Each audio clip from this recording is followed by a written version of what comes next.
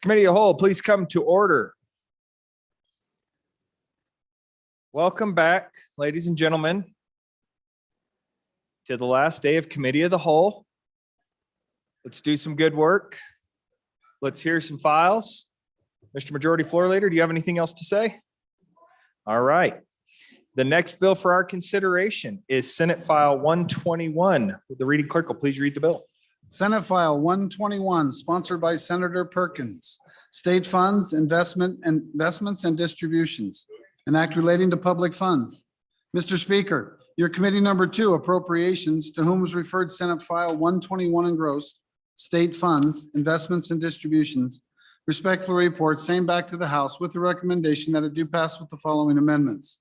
Ayes, Representatives Kenner, Larson, Lloyd, Nicholas, Schwartz, Simpson, Stith, Walters. Representative Nicholas, Chairman. You've heard the reading of the bill. What's your pleasure, Chairman Nicholas? Thank you, Mr. Chairman. I move when the Committee of the Whole rise and report. It does so with the recommendation that Senate File 121 do pass along with the amendments. And I will turn the explanation of the bill and the amendments over to the good crab eater from Natrona County. Chairman, can I have you move the standing committee amendment, please? And I move standing committee amendment number 1. I'm not sure if it's a substitute bill, but I don't believe so. Whatever it is, I move it. Good enough, I suppose, right? Thank you. Chairman Harshman. Thank you, Mr. Chairman. Members, so this is a really good bill.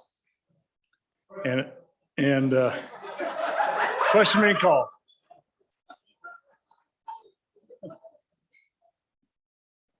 I think the question's been called. So members, it does about 5 things. And then it was amended heavily in the body down the hall to add a bill that failed here into this bill. The standing committee amendment takes that out of the bill. So that's why it's such a long standing committee amendment. And the title was altered, all that. And so really what this does is modify the spending policies. Number 1, 2, or 3 mistake I ever made. Should have never let that bill go into law. And where we dropped it to 4.5, I'll explain why. The other thing it does is really revise the account distributions and it actually keeps it the way it is now. The body down the hall wants to eliminate the SIPA account, the deficit control account, the prison account, and the school major maintenance sub-accounts in SIPA. I don't think we want to do that. Creates more of a problem, increases our school funding deficit. The distribution of severance taxes, the body down the hall wants to save that 1%. I'll talk about how we grow the corpus and then repeal the key part, I think it repeals obsolete provisions, because since 1890, right, the active admission with our permanent land fund, interest, earnings, dividends, gains are all words that are used throughout statute. And you'll see all these funds pulled in to clean all that up. And then finally, the last thing it does is sets up a study, because select committees don't meet and decide topics. I would generally, select committees like capital finance receive reports and then make recommendations unless management council tells them to study this. Well, this says to cap finance, you're going to study these provisions from statehood, active admission, and kind of, if we need a constitutional amendment to clean all this up, bring it all together, and get our trust funds working harder for us, frankly. And because, today I looked, the most recent, and the treasurer, our 2 biggest funds, 8.97, almost 9 billion now in the permanent mill trust fund, and 4.7 billion in the permanent land fund. Okay, so with that, Mr. Chairman, just real quickly, it starts cleaning this stuff up on page 2. Lines 11 through 12, it talks about distributions the second month at the end of the fiscal quarter. Right now, it's not anywhere in statute for most of our funds. Some are, and I'll answer questions on most of that if you need that. Secondly, in our big funds, we have traditionally credited income to those permanent accounts within 90 days. Not always, though. And so this sets it in statute. Worked with our member of the executive branch that does this, and they said the second month and 90 days is good. They're good with that. Bottom of page 2, Romanet 3, carries over what's called the Meyer rule, and named after our former treasurer and auditor who served this state so well. And it's a way to carry over unrealized capital losses and realized capital losses and how we credit those on the books. So that puts that in statute, which we've been doing. And then it talks about distributions of these funds in paragraph B. Now, some of these are in the Constitution, the Ag College, workers' comp, those kind of things. So those don't change. Flipping over, so then page 4 this is part of this whole eliminating the SIPA, and these things are all repealed. Page 5 is a big deal. The 5% spending policy amount is brought back into statute where it's scheduled to step down. We're scheduled to give ourselves a pay cut. Now, spending policy amount, it's called SPA. It's not warm and bubbly, but it is good. And the spending policy amount is 5% of the 5-year average. So for example, the 5-year market value on I just mentioned the permanent mineral trust fund this month is nearly $9 billion. The 5-year average is $7.7 billion, $2 billion less. So we take 5% of a 5-year average, not of last month or the highest amount. And so it's conservative in nature. And most trust funds, this is the Harvard, Yale models that are folks that predated us at the turn of the century moved us into this policy. So if you took the actual percent now today, if you took it off today's market value, it'd be a 5% off a 5-year market average is only 4.3% of today's value. That's what I'm trying to say. So when we say 5% of the 5-year average, it's usually around about 4.5 of today's balance.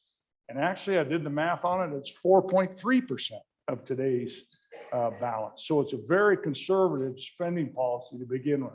Should have never been lowered to 4.5%. Please forgive me on this Holy Thursday. Okay, and I'm serious because that gives us an unnecessary pay cut of over $120 million a year. We're talking about raising a sales tax. That's 3/4 of a penny sales tax from our trust funds. And if you look at what grows our trust funds, it's not having a smaller SPA, filling up reserve and hoping to tip over. It's adding the extra penny or percent of severance. Because right now we do 1.5 constitutional of 6% on oil. Now you make it 2.5% of the 6% on oil, right? You increase that now to about 44% of the severance or so is saved. And that's what's growing the account. So I got all the data. Anybody wants to geek out on that? I'd love to show it to you, but I didn't want to send all that out. That's how you grow the accounts. It's not this SPA level. Realistically, we should be at 5.5. We should be doing 5.5, but we're going to take baby steps on this. Okay, before we raise taxes and all those kind of things, we should be making our trust funds work as hard as they possibly can. Okay, so that it goes back to 5%. Thank you, Mr. Chairman. Flipping over pages 6 and 7, a lot of deletions because that's at Senate File 71 that was thrown in this bill to eliminate the SIPA. We just keep the distributions the way they are. 2.5% to the general fund, 1.25% to the SIPA, and 1.25% to the LSRA refuel. Okay, Mr. Chairman, these cleanups on all these funds start with the state fair account on page 7. And you can see it references different statute that we put in the first couple pages. And it talks about instead of interest earned, you can see earnings. And so we use the word earnings and we start to standardize that. And that's more modern and what's being used around the country. And so these different accounts, you can see, we just update those. Wyoming Military Assistance, page 8. Excellence in Higher Ed, page 9. You can see how these things are all brought together and organized. The public television account, the Game and Fish Fund. Now, this is the one I think that it goes to page 12 of the bill. This is the other big part of this is what do you do then with this 1% statutory? That means it's not constitutional. It's 1% statutory. Well, we've had this on and off savings of it. This bill proposes to save it. The members down the hall for the first time said, yeah, some of that severance should go to the common school permanent land fund. Because as we talked the other day, about a third of these severance taxes are from school minerals. So this is the first time we've agreed on this. This body has really wanted a higher SPA. They've wanted to save the 1%. We've said, yeah, we'll save the 1%, but we got to recognize some of that should also grow our school count. And so that's, and we want to update all these terms. And then finally, Mr. Chairman, to close this out, all of 14 and 15 are deleted. You go to page 16, that's section 8 now becomes section 4, and that's the study. And we want, and you can read through that, but basically we want a study now of going what the state of Utah, Alaska, New Mexico, South Dakota, they're all moving towards these endowment models. And it's a more efficient where we don't have a reserve account. We still keep the corpus inviolate, not going to touch those permanent deposits. And so if a depression comes and we spend all our reserves, we still can't dig into the corpus. And so that's the idea behind that. But we'd study that and hopefully bring back any changes to this body in our budget session next year. So with that, I'd stand for any questions. Thank you, Mr. Chairman. Any questions on the standing committee amendment? Chairman Wilson. Thank you, Mr. Chairman. And it serves the bringer right for putting me on that conference committee about 4 years ago that I should eternally come back and question him on this. On page 5, reverting back to our previous spending policy. So I just, I don't want to get into the argument about 4.5 or 4.75 or 5% or whatever, but the discussion that we had back then, I don't know, it was 4 years ago or something, I can visualize sitting in the Jonah building there on that, was because the person who was in charge of the state money at the time expressed concern that future returns from interest, dividends, capital gains were likely to not be what they had been in the last decade or so.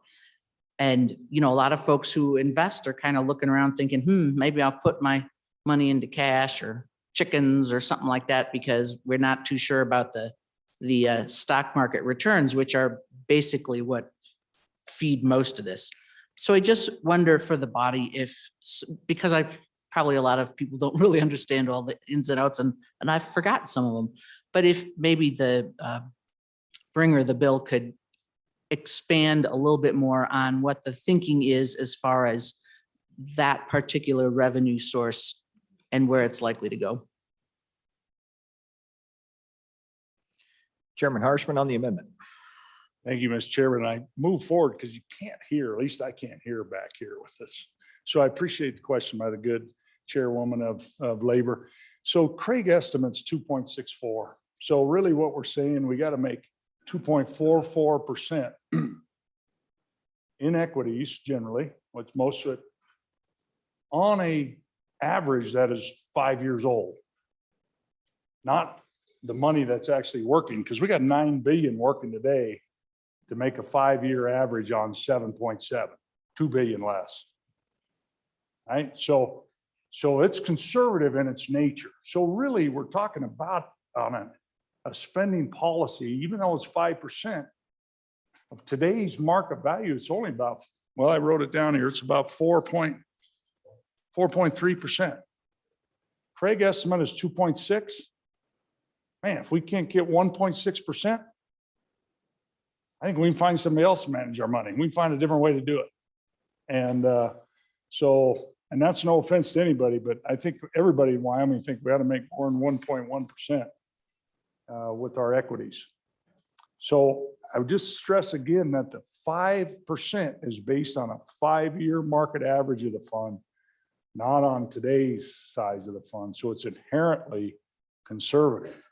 And then for us to drop it down to 4.5% of the 5-year average, now we've got like under 4%, 3.9% spending policy. And then we're going to talk about raising people's taxes or cutting your services. And so I think there's always this thing about generational equity. Our generation needs a little equity in this too. and you balance that. And so that's what we're trying to achieve with this. So thanks for the question. Like to remind the body, we are on the amendment for standing committee amendment number 1. Chairman Zwanitzer. Thank you, Mr. Chairman. So on the amendment, couple of questions. I would really appreciate yes or no answers with a sentence, if not less. So does this amend, right? Because I mean, let's be honest, 6 of us in this room truly understand what we're doing here. And I love I don't give a good pep talk speech, but so let me just ask the questions. What this amendment, true or false, does is we are putting the bill contemplated taking out SIPA, the Strategic Investment Project Account, doing away with it. True or false, this amendment puts it back in and keeps SIPA in play.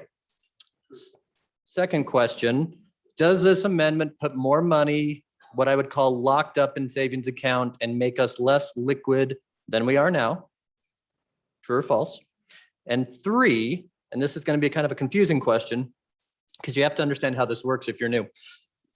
We all went through the budget, right? And so we changed things in the budget, and the budget lasts, it's a 2-year creature, right? So we take the statute and we use these words like notwithstanding, we're going to do this and move this flow of money for 2 years or through the end of the life cycle of the budget. And so for the rest of the budget, the money doesn't actually go as according to statute, the money goes somewhere else. But the budget ends in 2 years and new people get elected and new people go on appropriations, et cetera. But when you change statute, then you either keep doing the notwithstanding in the budget, or once it's in statute, it gets really tough to take back out. So these are the major policy decisions. We fight a lot about the budget. It's a lot more serious what you're doing when you change statute. Although if you look at the statute, we've changed it, I think 6 times in my 10 years. So if the speaker, the bringer of the amendment discussing, could just talk a little bit about what the policy decision we as a body made in the budget on what to do with these funds versus what is being contemplated now in the amendment, that the standing committee amendment on the bill, and if that is the same policy mindset this body had 2 weeks ago in the budget. The good chairman of revenue is chomping at the bit to answer your questions. I got it. Chairman Harshman. Thank you, Mr. Chairman. Members, if you would pull up your standing committee amendment on page 1, line 40 of the amendment, you can see the date change from 22 to 23. So to answer the good chairman of corporations last question first, the budget controls. And then this bill had language saying any other bills passed, this bill controls. That is also taken out. So we have an education bill 173 that has a severance tax flow in it. If that passes into law, that controls.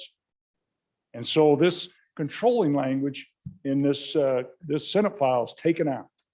So the budget controls and any other bills that pass would control this bill. Secondly, going backwards, does this make us any less liquid? No, because current law is the 1% is saved 100% in the permanent mineral trust fund. This would change 2/3 the permanent mineral trust fund, 1/3 the common school land fund. And then the first question, SIPA. Yeah, the big part of the amendment just keeps the distributions the way they are. Nothing changes because they amended the entire Senate File 57, elimination of the SIPA, into this bill. And this amendment, which most of the amendment is, takes it all out. And could have probably done a little substitute bill, would have made this a lot skinnier little bill. But so I hope I answered your questions. Thank you, Mr. Chair. Majority Floor Leader Summers. Mr. Chairman, thank you. So I took a lot of time this morning and I tracked the entire amendment in, and it's just as advertised. So just to let you know, and really what it does in the end, and I have a concern on one of these policy discussions, but basically it takes it back. We retain our pots of money, the SIPA. We retain our 45% of the SIPA that goes to school major maintenance. We retain all of that. The LISWA refuel, all of that stays the same. So the policy decisions are, what is your spending policy amount? What is that percentage? Do we want to trail down from 5 down to 4.5? Or do we want to stay at 5? The amendment says we're going to stay at 5. And then the other policy decision is on the 1% severance. And it's just exactly like the good bringer mentioned. It's 2/3 goes to permanent mineral trust fund, 1/3 goes to the common school land account. Now, I have concerns on that piece of it, but I support the standing committee amendment, and then we'll get to a different thing. But I do believe that they cleaned up. I believe the good committee did clean this up. And it is where I think we in the House have typically been over the last few years. Minority Floor Leader Connolly. Thank you, Mr. Chairman. And to the good chairman of Revenue, I have a question, or I need to be convinced that one of the things that I liked about the Senate bill is it got rid of SIPA. And so for newer folks, SIPA is the Strategic Investment Projects account. It was, it's about 5 years old, 8 years old. And it was designed for quick decisions in relationship to economic development, that we could have a pot of money that we could go to. And it honestly, in my mind, hasn't worked that way. And so I'm curious why we should keep that pot. Chairman Harshman. Thank you, Mr. Chairman. And yes, I think I did explain the bill as advertised and the amendment. So I appreciate that. As far as the good minority leader, if you SIPA, Strategic Investment Projects account, we're always having to build stuff. You're going to build stuff in this state long after we're gone. They were building it before we were here. And so there's a little bit for a prison in there. But there's 0.45%, nearly half of it now goes to school major maintenance. Call it 50 million a year. So if you eliminate the SIPA, our current deficit we advertise in schools is 250 operations, 50 on major maintenance Capcom. Now that baby's going to be 250 and 100. You've just increased the deficit. If you pass this bill as is, just on the school side, 250 and 50, plus you're going to pick up another 20, 25 million out of the spending policy. So you're going to shrink that deficit in half now a little bit. And so that's part of this solution is revenue flows, trusting our trust funds, right? All those things. And so that's it. I love the SIPA account. I think it's the greatest thing we've ever done. I really believe, because how do you find money to build something? Community college projects, state office bill, whatever it might be. We've pulled little bits of money out of that over the years, and it's going to be really important. And the people that come after us are going to need it as well. So thank you, Mr. Chairman. Majority Floor Leader Summers. Mr. Chairman, thank you. Just a quick question, and I've been through a lot of bills lately. So the other good representative from the center of the state created a sub-account inside of a sub-account. And it seemed like that didn't survive the Senate, but maybe it's back in this version through that amendment. But could you speak to whether that sub-account within the sub-account is still there or not? Mr. Chairman. Thank you, Mr. Chairman. Yes, it is. The SIPA is left alone. And that sub-account of the SIPA, which has $0 in it and has always had $0 in it. And we did that about 11 o'clock at night on the floor of the old Jonah Capitol. And it's still there, and we'll keep talking about that. But the bigger parts, the SIPA, the major maintenance piece, all that's intact. It's all there. Just no changes to the current statute. Thank you. Representative Gray. Thank you, Mr. Chairman. I do want to confirm that lead cut is alive in this amendment, and I like that part of the amendment. But overall, the SIPA, I think in future readings, maybe we can talk about where that distribution would go rather than keeping SIPA, getting rid of SIPA and redistributing it to LISRA or sub-accounts within LISRA. But I do like that lead cut is alive in this amendment, and I appreciate that part of the amendment. Thank you. Chairman Harshman. And members, I think we're at, and so I guess we'll wrap this up and call for the question. Anybody else gonna question on the amendment? Question being called on Standing Committee Amendment number 1 to Senate File 121. All in favor, please say aye. All those opposed, please say no. Standing Committee Amendment number 1 has passed. We are back onto the bill, but it looks like we have another Committee of the Whole amendment. Let's go ahead and go with that. Majority Floor Leader Summers. Mr. Chairman, thank you. I'd like to move Committee of the Whole Amendment number 1 to Senate File 121 and ask for your favorable consideration. So, ladies and gentlemen, what this does, remember now what we have in this bill currently, after we've passed our Standing Committee Amendment, is we have 2/3 of the 1% severance. So remember, we have a 1.5% severance that constitutionally goes to the Permanent Mineral Trust Fund. It can't be messed with. And then we have another 1% that goes statutorily to the Permanent Mineral Trust Fund. And then at times, like in the current budget, we've carved it off, put it into ops to account, carved it off in appropriations, taken it to general fund. But it's still always headed for the Permanent Mineral Trust Fund. So this bill does 2/3 to the Permanent Mineral Trust Fund, and it does 1/3 to the Common School Land Account. What my amendment would do would take 2/3 to the general fund and 1/3 to the school foundation program. And so basically what I'm saying is I don't think anywhere in the near future, if we're going to talk about taxes, do we want to roll any money into a permanent account. And so I just think this keeps it on the table, clearly on the table. Always our good appropriations committee has the ability to tweak streams of flows in the budget for the 2-year period of the budget. But I really think this is just a basic philosophy. It's just a different philosophical difference for me, that in this time we are right now, I would think we need to recognize where our deficits lie and where our challenges lie. And we do not want to put money to the permanent accounts at the same time we talk about we're short of money. So that's what I would encourage you to do. Representative Obermueller. Thank you, Mr. Chairman. On and in favor of this amendment, it keeps the ideas in this bill consistent. The good former speaker talked about the spending policy, leaving it the same so that it generates cash flow. And this amendment also does that. It creates cash flow that is urgently needed.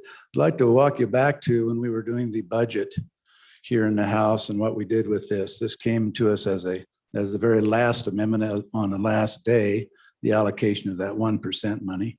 And it was divided between 2 temporary reserve accounts. I should say money that we can access, the reserve accounts for the Permanent Wyoming Mineral Trust Fund and the Common School Account Trust Fund, those 2 reserve accounts which we can access. And then it went down the hall and it came back in concurrence, and we went along with concurrence, which picked up the Senate's or the body down the hall's version, which was to go to these permanent funds. And we acquiesced to that. And that's just for the budget period. And then along comes this bill and it picks up, it's just puzzling that this bill then picks up the body down the hall's version of what we should do with this money and puts it in permanent accounts. So in keeping with what we did when we did the budget, this amendment brings it back to be cash flow to the state instead of locking it up in permanent funds. So on and forth. Thank you. Sensing you're ready for the question. Oh, no, we're not ready for that. Chairman Harshman. Thank you, Mr. Chairman. I appreciate the good majority floor leader bringing this, but I think you got to think about the end game on this a little bit. And here's the current law. We saved this 1%. And what we did in the budget was save it. We didn't keep it liquid. It's going into the permanent funds. So current law, this money goes all into the Permanent Mineral Trust Fund. and current law, the spending policy stepped down. So we take away the revenue for us to use and put it in savings because we take away some of our paycheck and do that. So the numbers on that, this 1% is about 80 million a year. The spending policy, by not dropping it, is about 60 million a year. Right now, so that's 140 million bucks. Right now, we're not going to see any of that under current law. 140 million, almost a penny sales tax. What this proposal wants to do is have it all 80 million liquid plus the spending policy, 140 million. I don't think it'll happen. Now we can all vote for this to pass this bill, they'll non-concur and we'll go. And in the end, then, I don't know for sure, but I think there will not be a bill and there'll be 140 million taken off the table. And if you defeat this amendment, we know then this 80 will go into the permanent, just like we did in our budget. We just voted for that in the budget. Put 160 million bucks in the permanent accounts. But we're going to keep 60 in revenue and our paycheck off the SPA. So 140 is going to get locked up, I think, in the end game. Or we're going to save 80 to make 60. And that 60 will keep growing. That trust fund, that 5-year average keeps going, right? I said to you, it was like 7.7, and next year it'll be 8. The year after that, it'll be 3. And then that 5% will be a bigger part of a bigger 5-year average. So it'll keep growing. And so I think we're at a point where we're serious compromise between the two ends of this beautiful legislature. I can't predict it, but I just think they're not going to concur with that deal.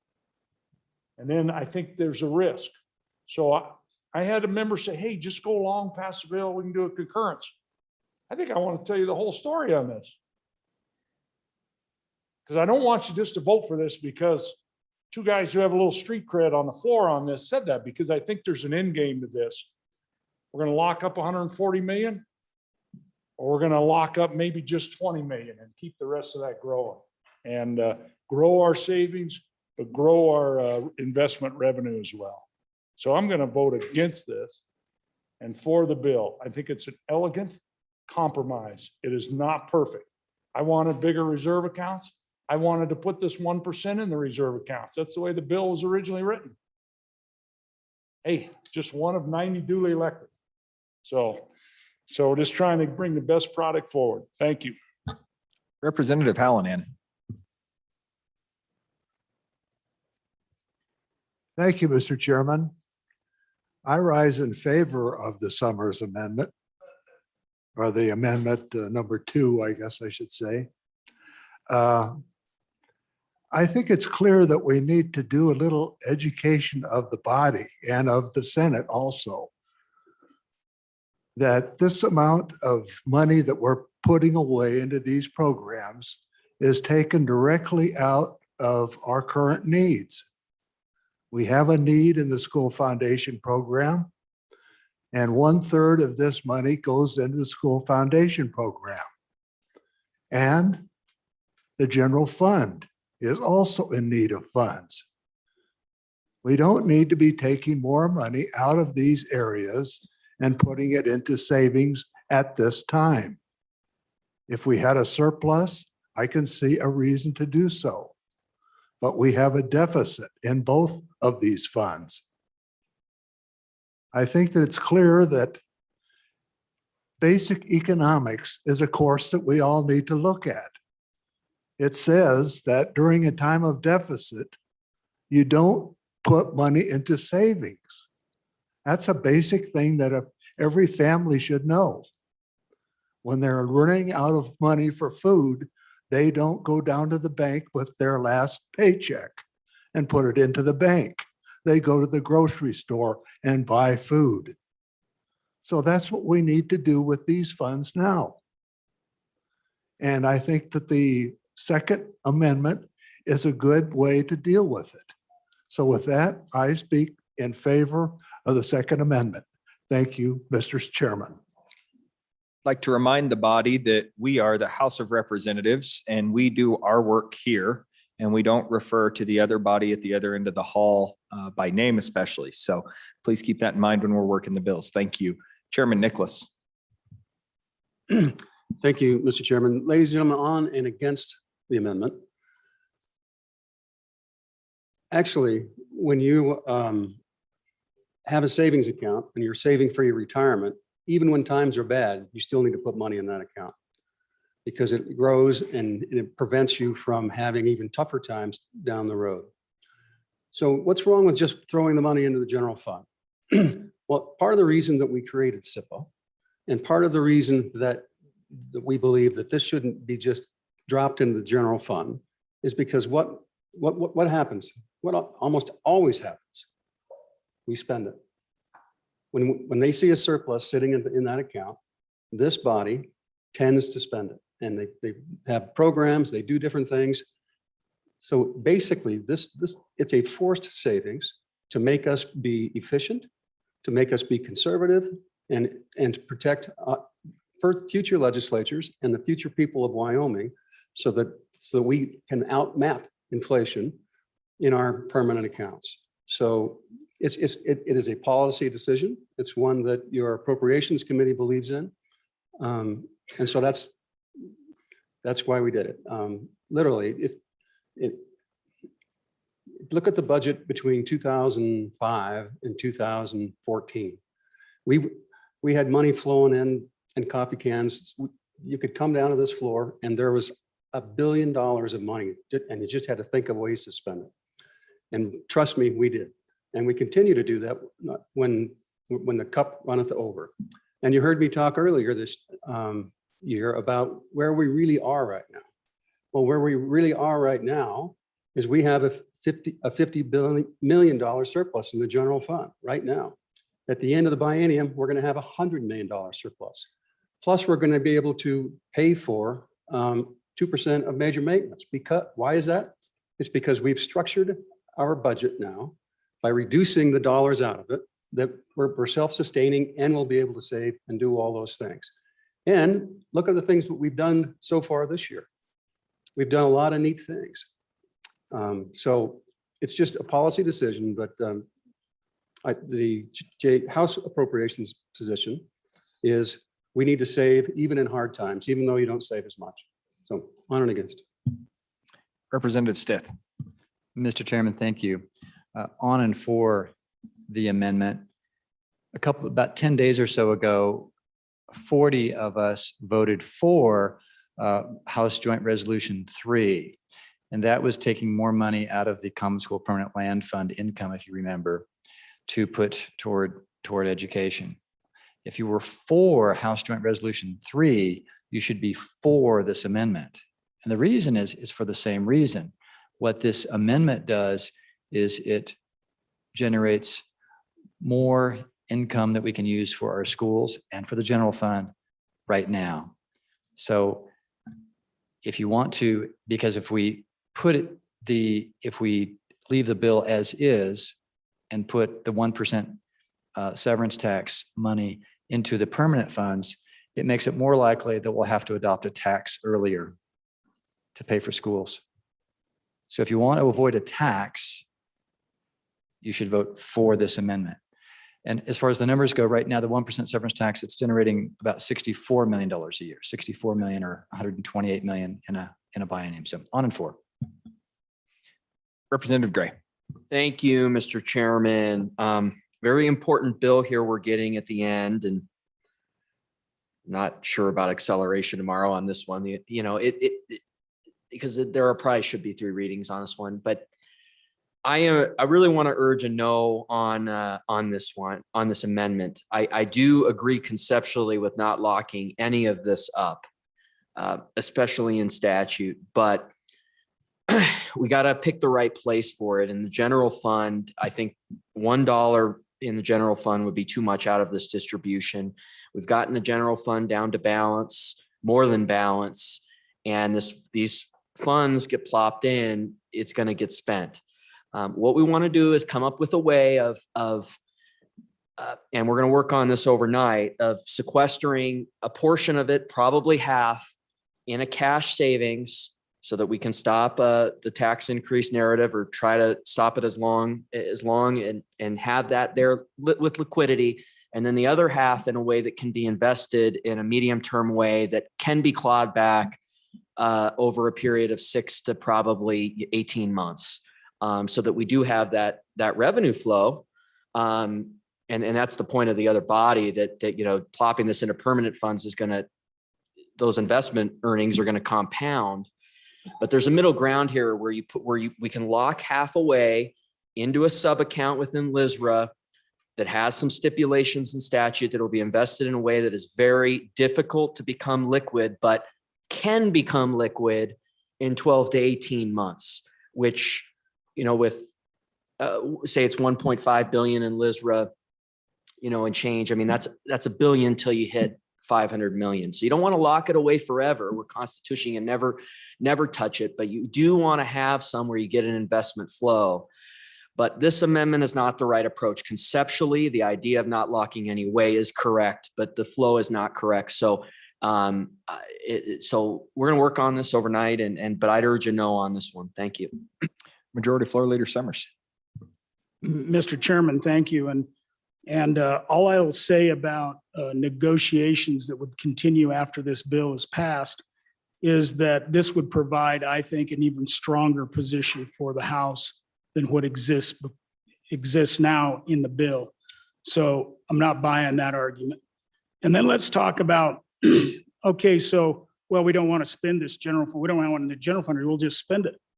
Well, the reality is the last two chief executives have profiled this 1% severance anyway. And that has forced us to either carve it out or spend it in the general fund. That's the reality. It's been profiled that way. So let's just recognize it. In other words, we have to go, when I was on appropriations, we go through all of these cartwheels trying to figure out, can we claw that back to where we had our original position? And then it just ends up in some manner or another, not really profiled, but kind of profiled, all right? And in very ingenious ways. And so I still think it's the right decision. We're going to put some in the general fund. We're going to put some in school foundation where our biggest deficit is, but we still have concerns in the general fund. And we need to keep it whole. And we do not want to tip this. And then as far as, well, the general fund's just building, let's just have the discipline to save when we want to save. We can do that. If there's 100 million in the general fund left over, we've done that multiple times. We have taken the tip off of what's left after we fill the reserve, and we tipped it into the LISRA. We do that all the time with extra general fund money. So we do tip it to savings. It's pretty common. So great discussion, great debate, on and for the amendment. Thank you. Chairman Burkhart. Thank you, Mr. Chairman. I guess on and against the amendment, and maybe for some different reasons than have been brought up. And it's difficult to discuss the amendment without discussing the bill, because some of the things in the bill I brought, I believe it was 3 years ago, and everybody kind of gasped at those concepts. If we'd have put them in place then, we wouldn't have even needed this bill, I think. But the amendment goes against that. The idea was to put money away for today. If you go and ask the treasurer what some of our investments make, if we would have invested and reinvested money, we'd have $300 million more today to spend than we currently have. And all of us in here have come down here and said, we need to reduce our spending. Anybody not say that to your constituents? We need to reduce spending. This amendment just keeps us spending and spending and spending. And I would argue that while we have a little bit of extra money, put it away. I think that's good planning for the future, because if I had to guess, whether our revenues are going to increase in the future or decrease. And we've had a number of gambling bills. I would gamble it's going to decrease, and we will need the money in the savings to generate income for us. So on and against the amendment. Representative Obermueller. Thank you, Mr. Chairman. Back on and for the amendment. You know, the way money moves around through these accounts, you have to think of this in a holistic way, because as one of the speakers has already pointed out, if there's extra money in the general fund, which is just an accounting function, by the way, rather than actual surplus, that money tips over to the LISRA, which then gives that some relief over and against the number that has been transferred into the school foundation program to shore that up. Today, this is not an April Fool's joke, even though this is the profile from April 1st, shows that the LISRA supported the school foundation program with $302 million. So if you look at the picture holistically, we can use all the cash flow that we can get flowing into, you can call it, flow it into the general fund, flow it into the school foundation program, doesn't really matter. But that's the reality, is that we're supporting these two operating accounts today with $302 million. So this money we're talking about here, if it flows this direction, reduces that $302 million. Thank you very much. Chairman Swanser. Thank you again, Mr. Chairman. I'll try to be really quick. So again, just to remind the body, in the budget discussion, we made the conscious decision on the budget to stay liquid, right? We had this choice before us. We said stay liquid. We did not get agreeable to our position in the conference. And so today I'm telling you to vote yes on the amendment. Tomorrow I'm telling you I don't know, because we're going to get a budget back from the chief executive that likely will have some vetoes. And if certain vetoes are in the budget and we don't override those, we go right back to this statute. And so again, the policy of this body, which I would hope we would hold on to, as a good representative of Sweetwater County said, we want to stay liquid for another year and not lock up this money. And I may get up here and eat crow tomorrow and say, well, we need to go the other way, depending on, you know, what happens with the budget bill, because if things get line itemed, this is what we're going back to. So this conversation isn't over. Certainly, we're going to have a lot more fun on second and third reading. Hopefully not in the same day tomorrow before we do overrides. But keep that in mind. But for today, it's a good amendment. It's a policy body that we should hold strong to.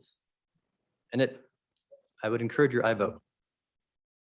Representative Sweeney.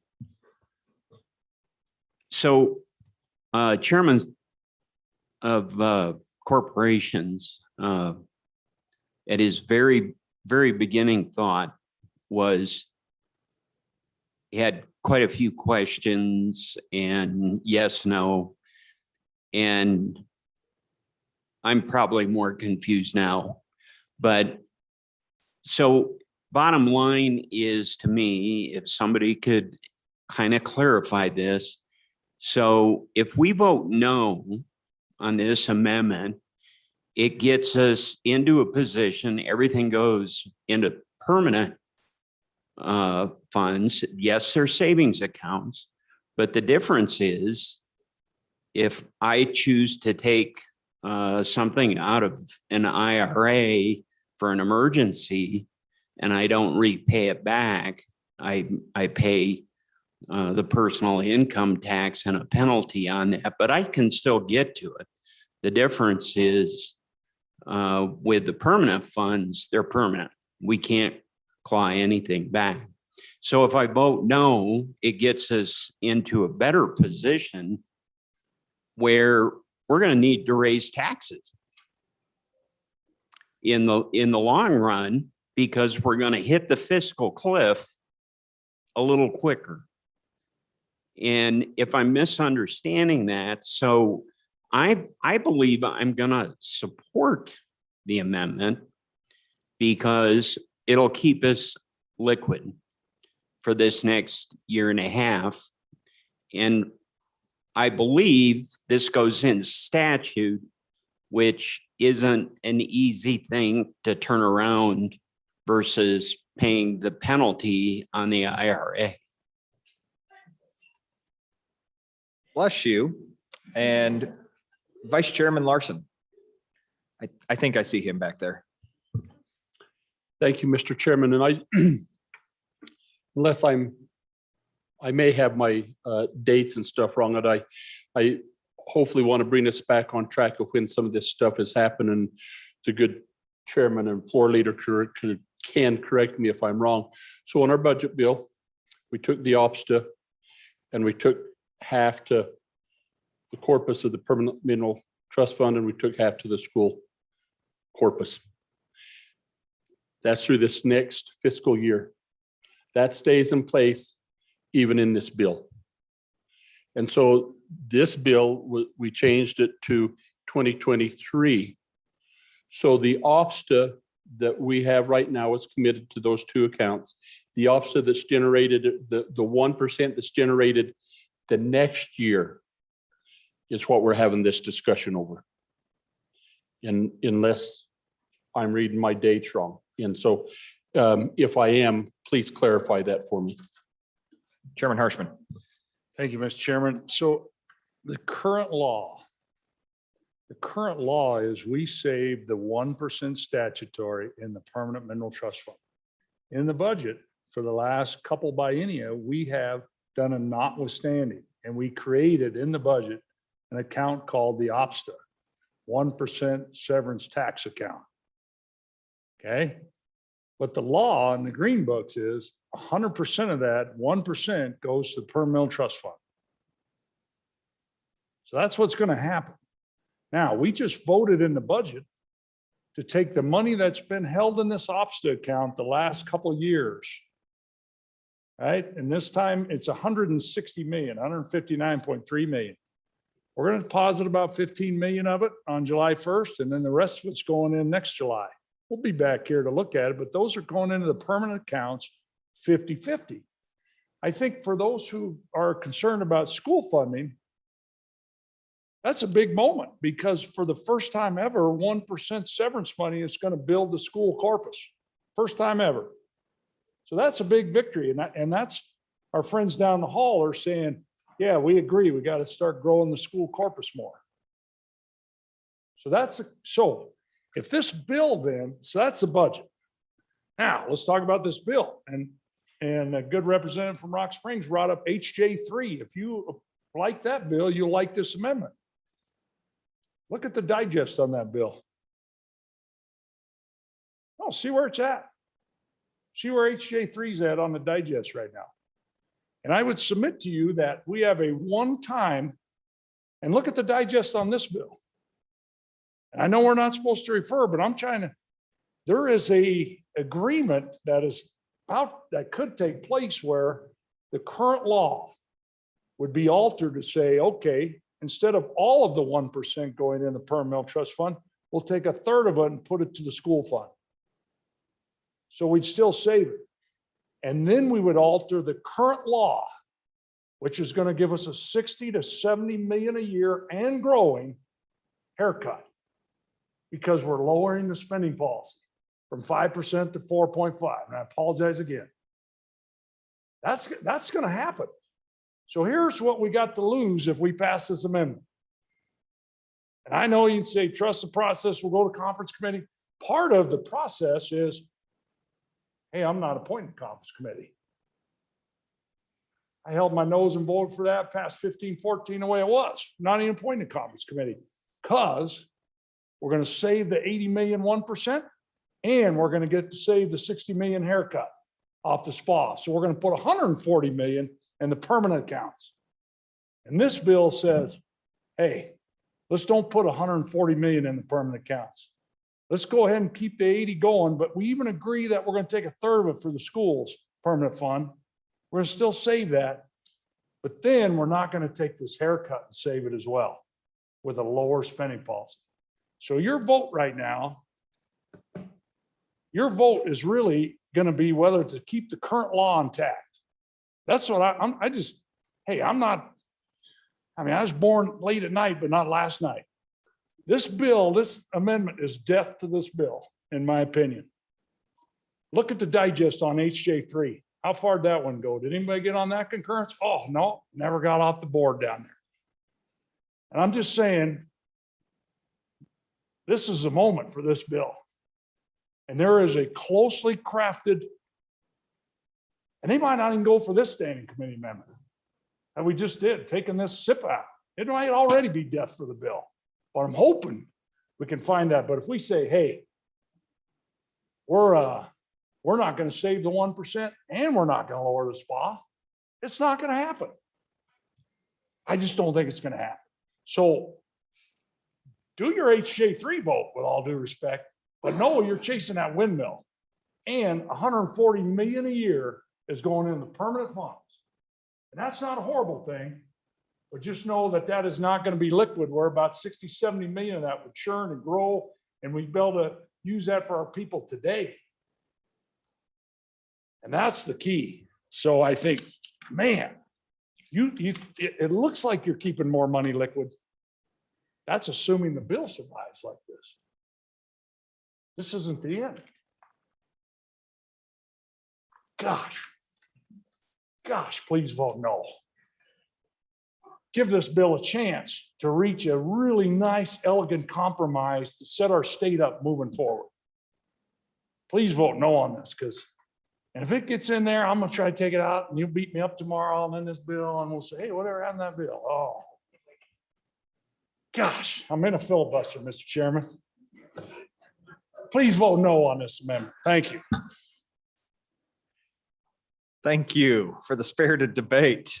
And I also think the chairman of corporations had it right. I think we have 6 of us that have gone to the mic that understand what's going on with this. So Representative Obermueller. Thank you, Mr. Chairman. Just to clear up so that, maybe when you go home, you can go home with just a modicum of intellectual dignity left. When we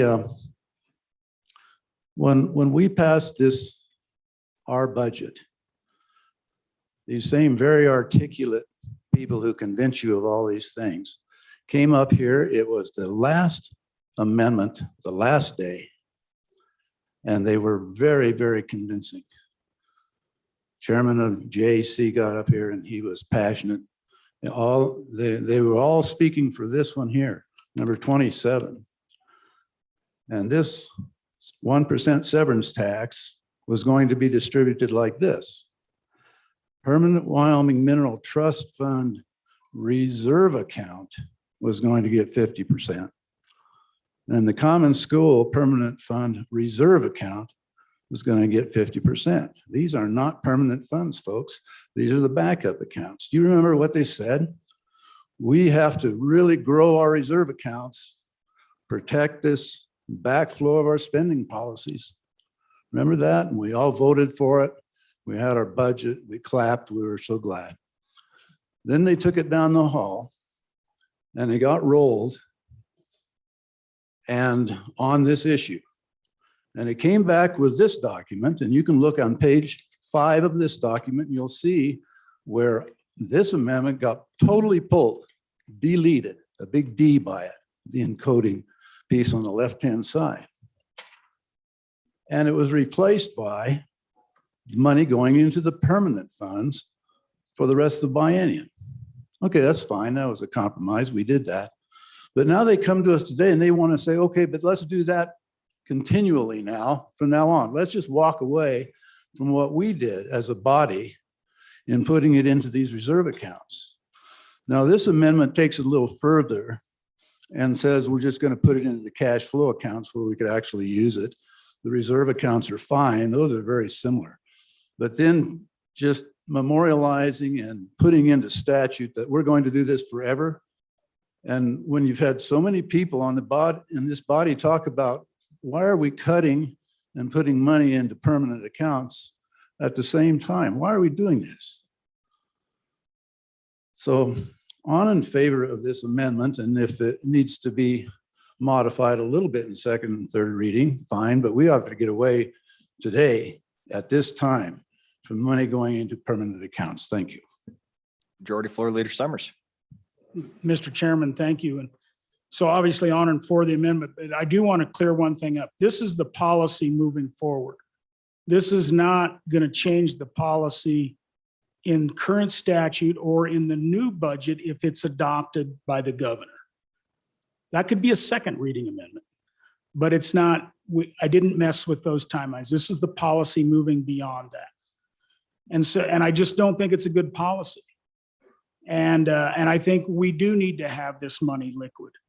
And what bothers me about the good chair of revenues discussion was it's basically saying, if we don't do what comes out of a standing committee amendment in a committee, if we don't do that, we have no shot with the other end.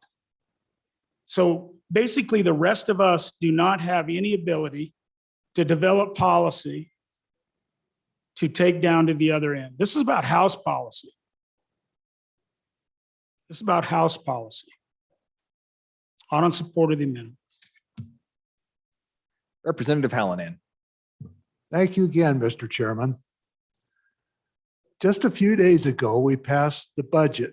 The budget had in it $158 million to put in to these permanent funds. And now we're talking about, now that's for this year. For next year, it's $128 million that we're going to put in there out of the op stuff.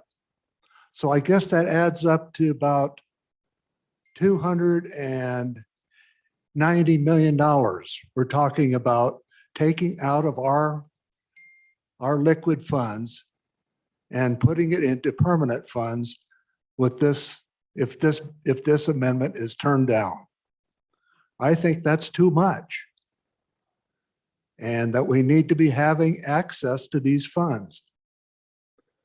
So with that idea, I'm in favor of this amendment. Thank you, Mr. Chairman.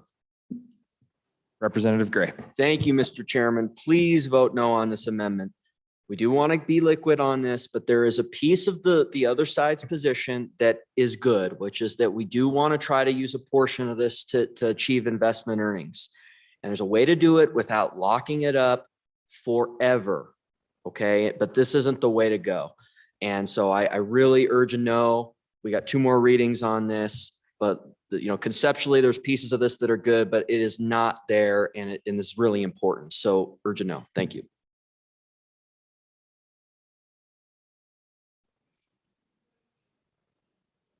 Question being called. All those in favor of Committee of the Whole Amendment number 1 to Senate File 121, please say aye. All those opposed, please say no. Committee of the Whole Amendment number 1 has passed. Division being called. All those in favor, please rise.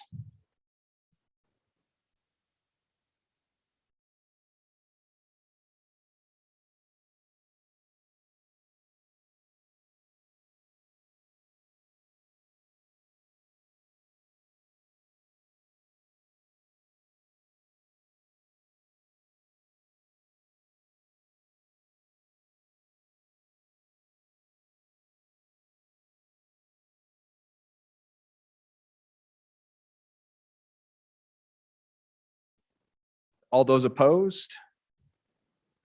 Less than 33. The amendment has been adopted. I have good hearing. Just don't let the fiance know any different.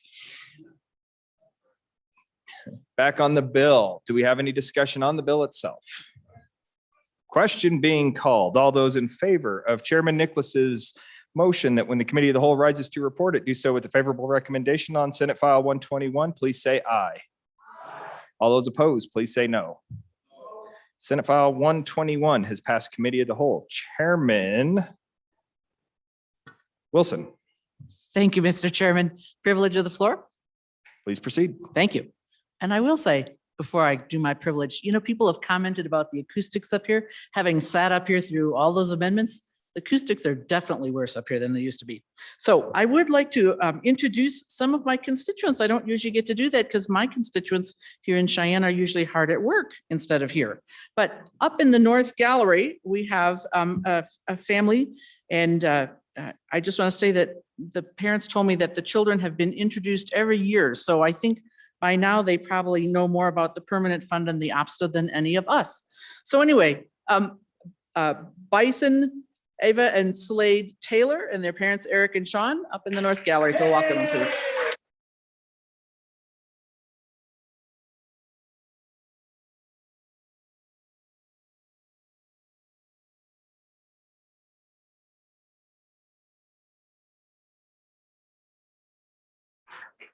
Mr. Majority Floor Leader. Mr. Chairman, thank you. So we have some concurrence reports, so I'm going to rise and report. So don't worry, we'll come back, but I'm going to move the committee of the whole rise and report. You've heard the motion. All those in favor, please say aye. All those opposed, say no. Motion is adopted.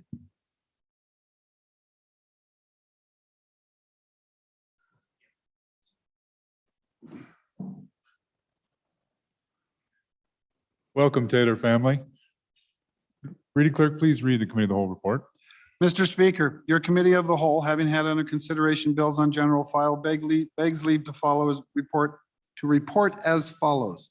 Senate File 38 do pass. Senate File 112 do pass. Senate File 121 do pass amended. Representative Brown, Chairman. Representative Brown.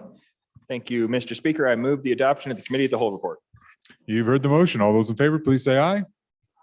Those opposed, no. The report is adopted. Thank you. We'll be right back. So members, you should have received concurrences emailed earlier this afternoon. But first we'll go with the JCC reports. So give folks just a moment to look at the concurrences. So we're going to do some JCC reports. The first one will be messages from the Senate. Sorry, messages from the Senate. Message 375, Mr. Speaker, House Bill 49, agency fee revisions.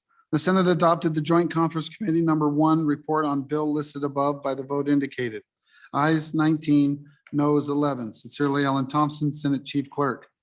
Message 376. Mr. Speaker, the Senate did concur on House amendments to the bill listed below by the vote indicated. Senate File 96, homicide amendments.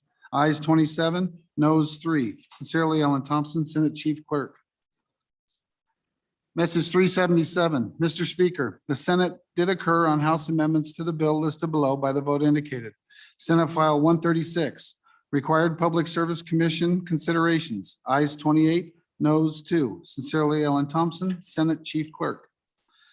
Message 378. Mr. Speaker, the Senate did concur on House amendments to the bill listed below by the vote indicated.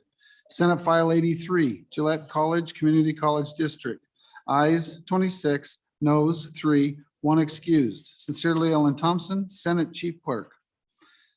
Message 379. Mr. Speaker, the Senate did concur on House amendments to the bill listed below by the vote indicated. Senate File 102, unclaimed cooperative utility deposits and payments. Ayes 21, noes 8, excused 1. Sincerely, Ellen Thompson, Senate Chief Clerk. Message number 381. Mr. Speaker, Senate File 25, animal impound proceedings, bond and disposition. The Senate adopted the Joint Conference Committee number 1 report on the bill listed above by the vote indicated. Ayes 24, noes 5, excused 1. Sincerely, Ellen Thompson, Senate Chief Clerk. Message 382. Mr. Speaker, the bill listed below passed the Senate on 3rd reading by the vote indicated. House Bill 116, concealed carry residency requirement 2. Ayes 27, noes 3. Sincerely, Ellen Thompson, Senate Chief Clerk. Message 383. Mr. Speaker, House Bill 188, irrigation district loans. The House bill listed above passed on 3rd reading in an amended form as follows by the vote indicated. Ayes 30. The Senate respectfully asks the House to concur by adopting the listed amendments. Sincerely, Ellen Thompson, Senate Chief Clerk. Message 384. Mr. Speaker, House Bill 75, voter identification. The House bill listed above passed on 3rd reading in an amended form as follows by the vote indicated. Ayes 28, noes 2.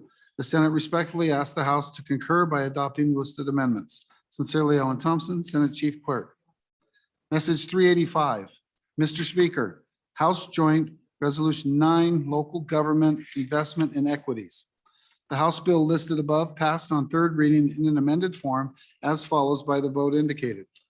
Ayes 25, noes 5. The Senate respectfully asks the House to concur by adopting the listed amendments. Sincerely, Alan Thompson, Senate Chief Clerk.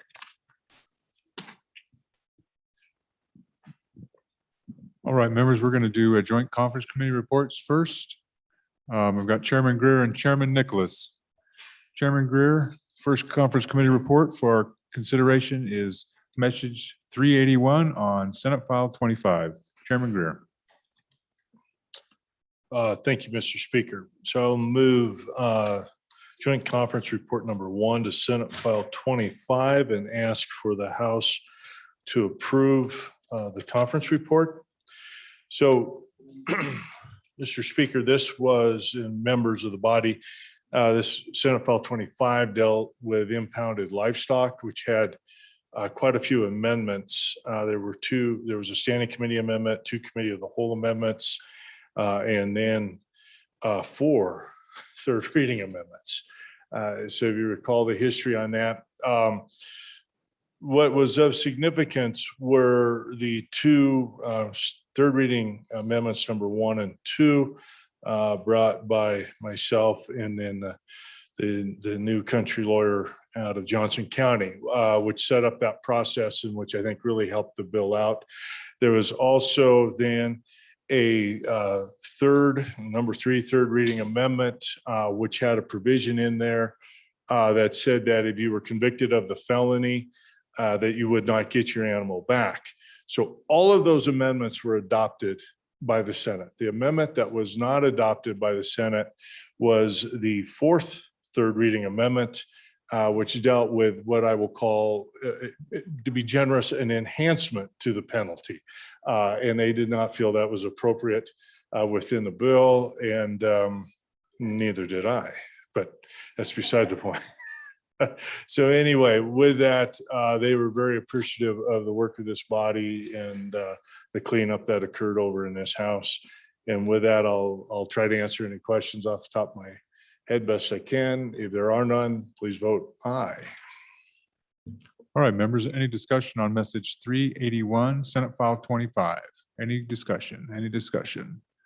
Seeing none, we are voting on conference committee number 1, report to Senate File 25. Majority of the elected members is required to adopt the report. Chief Clerk, please call the roll. Andrew. Baker. Banks. Bear. Blackburn. Blackburn. Brown. Burkhart. Burt. No. Clausen. Clifford. Connolly. Crago. Duncan. Eklund. Air. Flitner. Fortner. Fortner. Excused. Gray. Greer. Hallinan. Haroldson. Harshman. Heiner. Henderson. Hunt. Jennings. Kenner. Knapp. Larson Lloyd. Larson Dan. McGuire. Martinez. Martinez. Nyman. Newsom. Nicholas. Oakley. Obermuller. O'Hearn. Olson. Ottman. Paxton. Provenza. Roscoe. Schwartz. Sherwood. Simpson. Summers. Stith. Stibar. Sweeney. Walters. Washit. Western. Wharf. Williams. Wilson. Winter. Yin. Zawanitzer. Mr. Speaker. Blackburn. Closing vote. Are there any changes? Closing vote. Vote is closed. 51 aye, 8 no, 1 excused. By your vote, you have adopted Joint Conference Committee Number 1 report on Senate File 25. Next message is 310 on House Bill 121. Chairman Nicholas.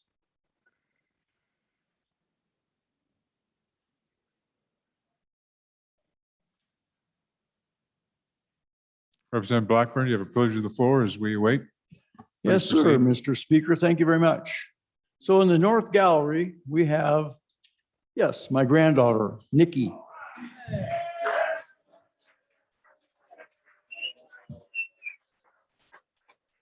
And of course, there's her grandma, Judy, too.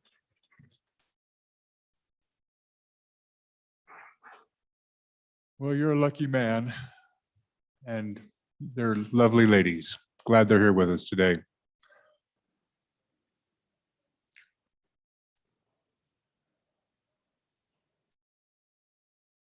I think Chairman Nicholas is looking for his report.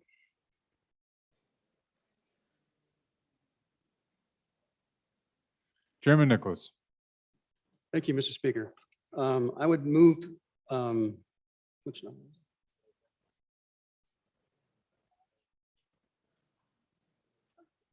So I don't have the message number. Could you tell me the message number? Message 310, 121. I would move message 310 on Senate or House Bill 121 and ask for your aye vote on the concurrence, ladies and gentlemen. So what's happened to with the Capcom bill and where did we reach agreement? Let me just hit the major components to it. If the easiest probably is if you go to page 5 of your bill, if you have it in front of you. You might recall there was a difference on how much dollars were going to go to community colleges. We were at 4 million, and our friends down the hall were at 10 million, but they took the 10 million from the community colleges. What this does is give $12 million to the community colleges from general fund dollars. On the UW side, you might recall that we set aside $12 million originally for the University of Wyoming Law School. What the compromise that we reached with our friends down the hall was that it would be $6 million, but we wouldn't specifically identify the law school. It would just go to the University of Wyoming for their priority projects. Now, in addition to that, we took if you look at the total number of projects for community colleges, it's roughly almost $90 million that were proposed for new construction in the original bill. And we authorized those expenditures, but we didn't provide funding for them other than the $12 million that is now in the bill. What this bill does is it sets aside ARP dollars and directs the governor to apply for, because on the ARP dollars, you have to make application of it. There's $109 million for capital construction. We direct the governor to, with matching dollars, to apply for ARP dollars in order to effectuate all 4 of those community college projects. So we essentially, with the help of our friends down the hall, we took advantage of having dollars coming from the ARP program so that we can begin building out these 4 community college projects. We did the same thing with the University of Wyoming, so that we used $6 million matching fund. You might recall that there's already $5 million raised privately. And the University of Wyoming has committed roughly $4 million to that project. So combined right now, we have roughly the 6 plus the 4 plus the 5. So almost $15 million. And then for the remaining balance of this projects, which is a $25 million project, we direct the governor to ask for ARP program dollars to match those dollars in order so that we can proceed with that project. So the compromise on the Capcom bill primarily was crafted as a result of the ARP dollars and having that essentially offset the expenditures that the folks down the hall did not want to make. And allowed us to have more CapCon dollars to complete the projects that have been on this list for numerous years now. You might recall there was no CapCon bill last year, and so nothing moved forward. So we lost essentially a year of construction in dollars.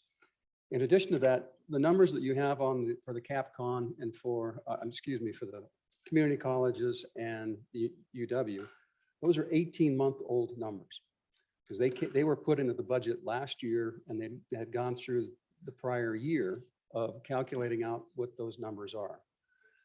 Knowing what the current market is for both labor and materials, we added a clause that said those numbers we authorized additional expenditures from the sources, that would be the community colleges or UW, up to 10% to cover those inflationary costs that are happening all over the state and frankly, all over the Western United States.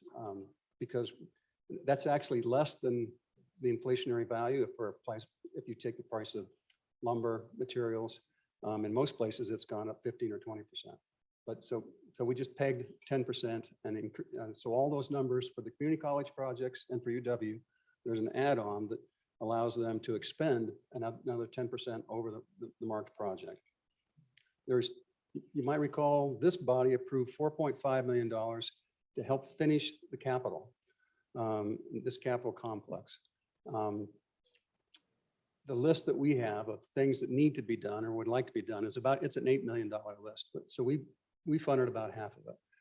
Our compromise with our friends down the hall is to put $2 million to get those projects rolling. And so that's one of the other major changes. So ladies and gentlemen, those are the primary components of what we did on the compromise. If you have any specific questions, I'd be happy to answer. Thank you, Chairman. Any questions on Joint Conference 1, House Bill 121? Representative Gray. Yeah, thank you, Mr. Speaker. I don't have a comment. I just urge a no.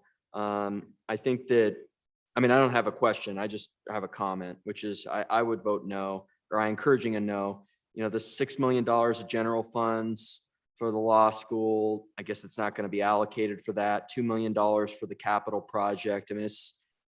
We cannot afford this. And with the federal funds that are coming in, why on earth would we have a general fund allocation to either of those projects? And there's been really no explanation on that. So I'd urge a no. Thank you. Chairman Wilson. Thank you, Mr. Speaker. The first thing I just want to say is I heartily commend the conference committee for their extreme rationality of allowing for 10% overage after a year and a half off.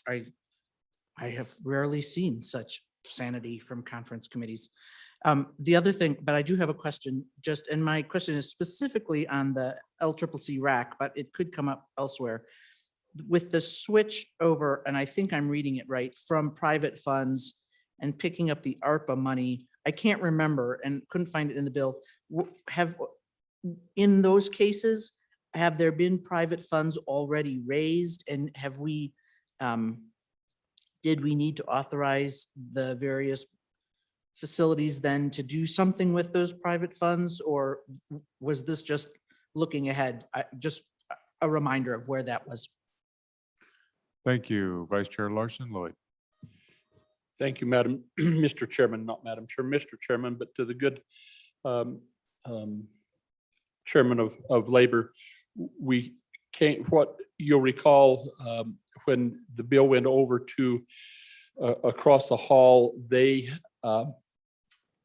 JAC, we had appropriated private funds, meaning funds that they had raised. Across the hall, they changed the definition of private funds to include ARPA funds in such a matter. So it's kind of all inclusive, broadens that out. And then, so I think that answers that, I hope. And further questions, Mr. Chairman? Thank you. Any other members? Any other members? Questions on message 310, House Bill 121? No other questions, messages? All right, we are voting on Joint Conference Committee number 1 report to House Bill 121, A majority of the members elected is required to adopt the report. Chief Clerk, please call the roll. Andrew. Baker. Banks. Bear. Blackburn. Brown. Burkhart. Burt. No. Clausen. Clifford. Connolly. Crago. Duncan. Eklund. Air. Flitner. Fortner. Excused. Gray. Greer.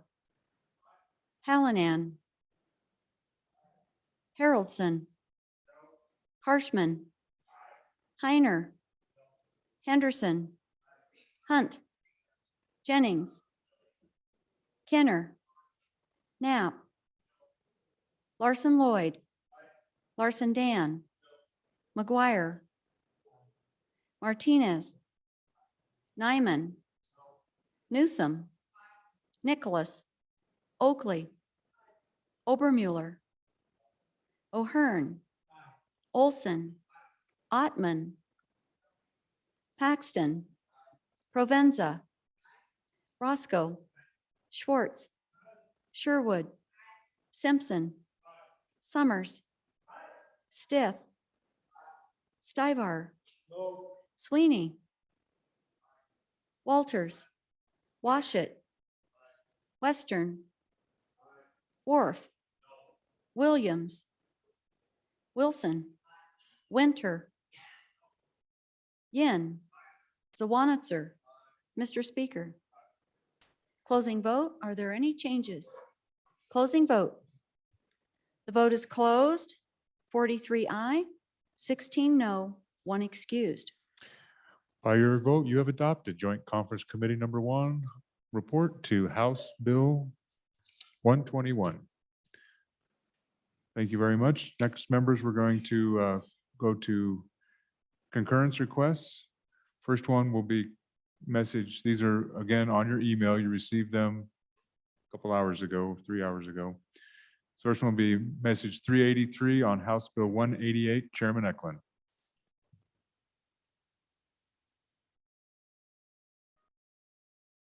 Mr. Speaker, I would move message 388 to House Bill, no, 383, correction, to House Bill 188. This is the bill on irrigation district loans. And I would move, I've talked to the sponsor, we'd like an aye vote. The changes aren't real substantial. On page 2, line 2, we had a list of things that could be, you could borrow money to fix and do things with, and they inserted storage as well with diversion and a couple other things. Then line 1, page 3, after irrigation, insert or water conservancy. Some irrigation districts call themselves water conservancies, and there really isn't any difference between the two. When they're developing water, they're considered the same way as an irrigation district. So I think those changes aren't real substantial, and I would urge an aye vote. Thank you. Representative Hunt. Thank you, Mr. Speaker. No, it's a good little change from a friend down the hall, so please vote aye. Thank you. Any other discussion? Any other discussion? 383, House Bill 188.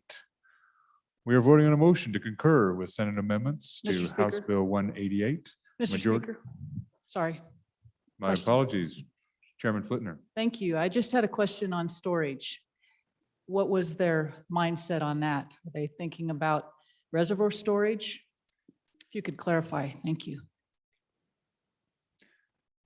So we do these as first and second time. So any other member for their first time? Any other member for their first time? First time, second time, Representative Hunt. Thank you, Mr. Speaker, and thank you for that question. I think that the intent in that was adding storage was initially the bill said diversion structures, which and there was some questioning in the committee in the other body on that. as to what a diversion structure is. It was my interpretation that that was a dam. But I think that this just clarifies that a little bit better to say, yes, storage, so dams for reservoirs, that they would be included in this. But I would remind the body that ultimately the discretion lies with the state elected that oversee this committee. So I don't think that we're putting any strain on the potential resources here. So thank you. Any other member for the first time? Chairman Eklund. Second time, Chairman Mr. Eklund. Speaker, second time. So let me read this on page 2, and it'll add a little bit of clarity. Loans may be made to irrigation districts for maintenance or major replacement or major maintenance projects on diversion. Storage, I think, is right before that. Storage, diversion, that's an amendment, is storage.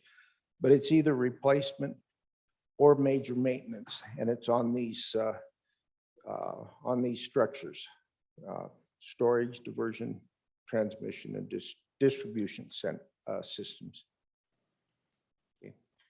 Thank you very much. Members, we are voting on a motion to concur with Senate amendments to House Bill 188. Majority of the elected members is required. Chief Clerk, please call the roll.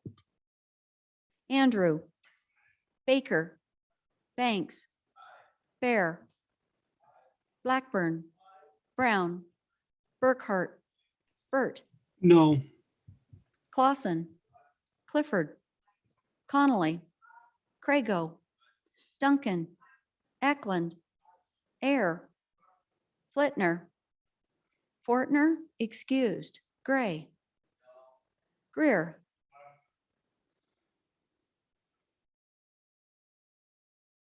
Hallinan, Haroldson, Harshman, Heiner, Henderson, Hunt, Jennings, Kenner, Knapp, Larson Lloyd, Larson Dan,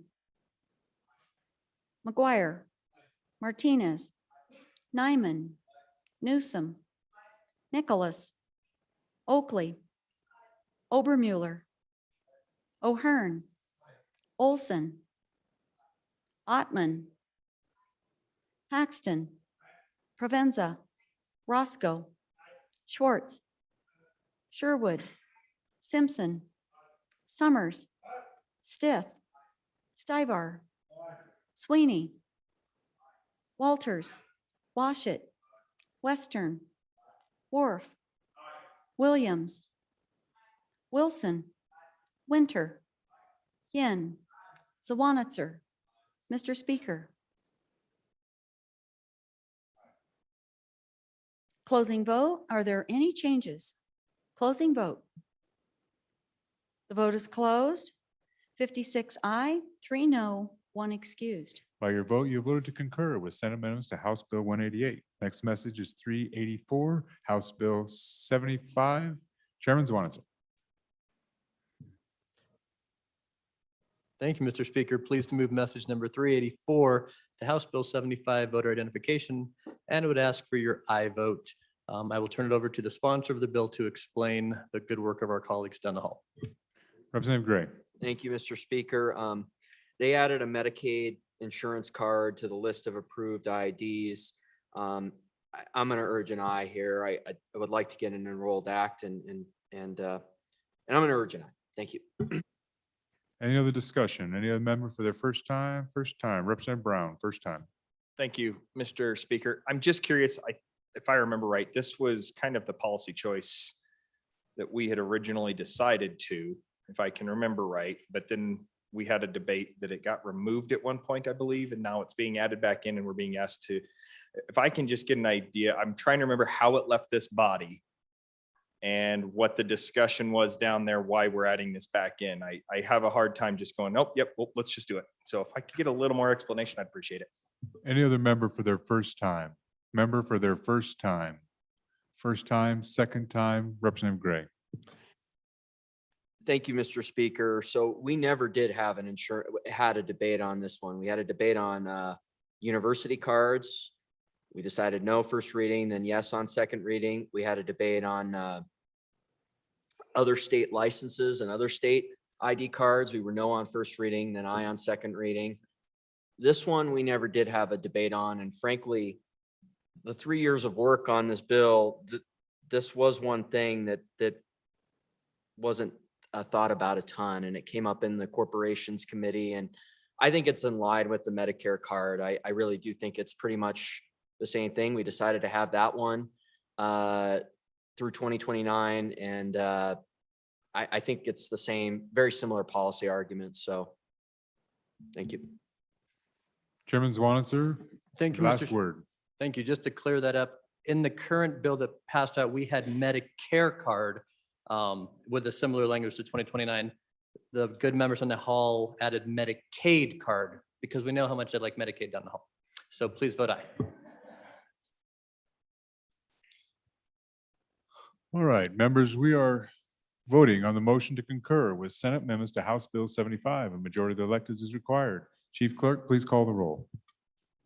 Andrew, Baker, Banks, Bear, Blackburn, Brown, Burkhart, Burt, Aye. Clausen, Clifford, Connolly, Crago, Duncan, Eklund, Air, Flitner, Fortner excused, Gray, Greer, Hallinan, Haroldson, Harshman, Heiner, Henderson, Hunt, Jennings, Kenner, Knapp, Larson Lloyd, Larson Dan, McGuire, Martinez, Nyman, Newsom, Nicholas, Oakley, Obermuller, O'Hearn, Olson, Ottman, Paxton, Provenza, Roscoe, Schwartz, Sherwood, Simpson, Summers, Stith, Stibar, Sweeney, Walters, Washit, Western, Wharf, Williams, Wilson, Winter, Yin, Zawanitzer. Mr. Speaker. Closing vote. Are there any changes? Schwartz, aye to no. Further changes? Stith, Kenner, further changes? Closing vote. The vote is closed. 51 aye, 8 no, 1 excused. By your vote, you have voted to concur with Senate amendments to House Bill 75.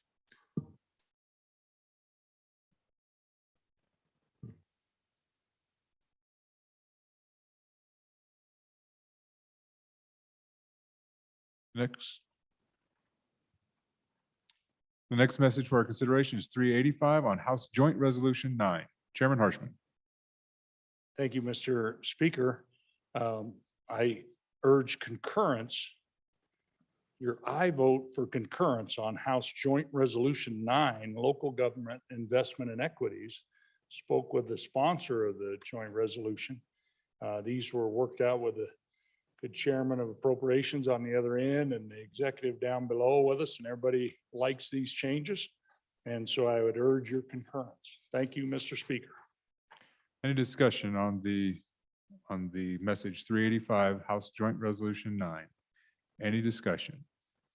Any discussion? So members, as you recall from the first time we sent this bill or this House Joint Resolution out, this is a constitutional, so this is a 2/3 vote. So House Joint Resolution 9, we're voting on the motion to concur with Senate amendments to House Joint Resolution 9. A 2/3 majority is elected of the electeds is required. Chief Clerk, please call the roll. Andrew, Baker, Banks, Bear, Blackburn, Brown, Burkhart, Burt, No. Clausen, Clifford, Connolly, Crago, Duncan, Eklund, Air, Flitner, Fortner, excused. Gray. Greer. Hallinan. Haroldson. Harshman. Heiner. Henderson. Hunt. Jennings. Kinner. Knapp. Larson Lloyd. Larson Dan. McGuire. Martinez. Nyman. Newsom. Nicholas. Oakley. Obermuller. O'Hearn. Olson. Ottman. Paxton. Provenza. Roscoe. Schwartz. Sherwood. Simpson. Summers. Stith. Stybar. Sweeney. Walters. Washit. Western.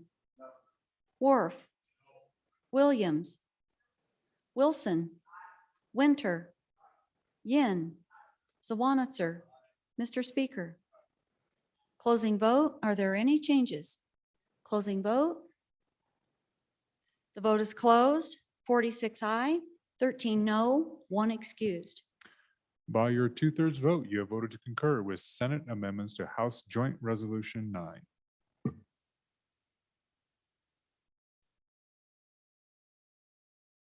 Mr. Majority Floor Leader. Mr. Speaker, I move that the House resolve itself into committee of the whole. You've heard the motion. All those in favor say aye. Those opposed, no. Chairman Brown.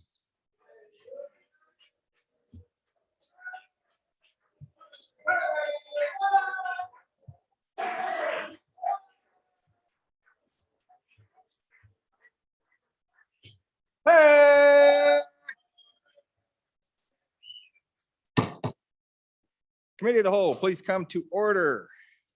The first bill for our consideration is Senate File 76. The reading clerk will please read the bill. Senate File 76, sponsored by Senator Dockstader. Broadband Development Program Amendments, an act relating to the Broadband Development Program.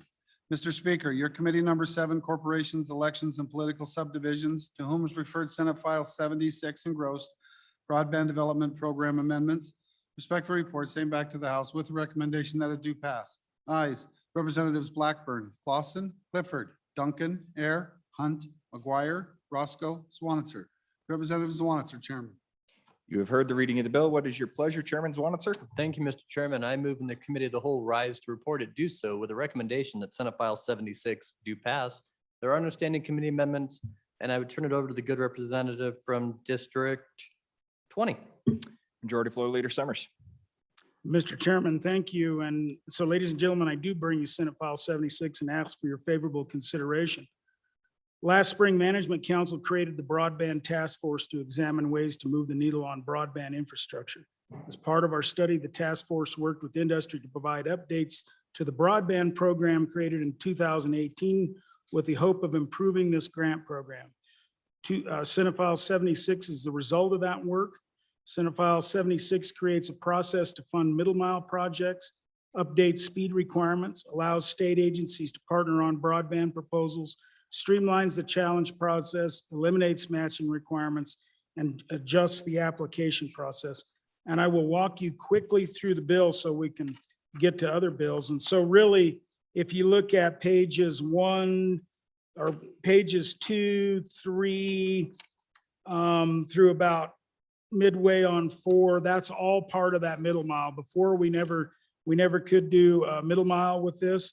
And there's conditions on this that it has to improve last mile.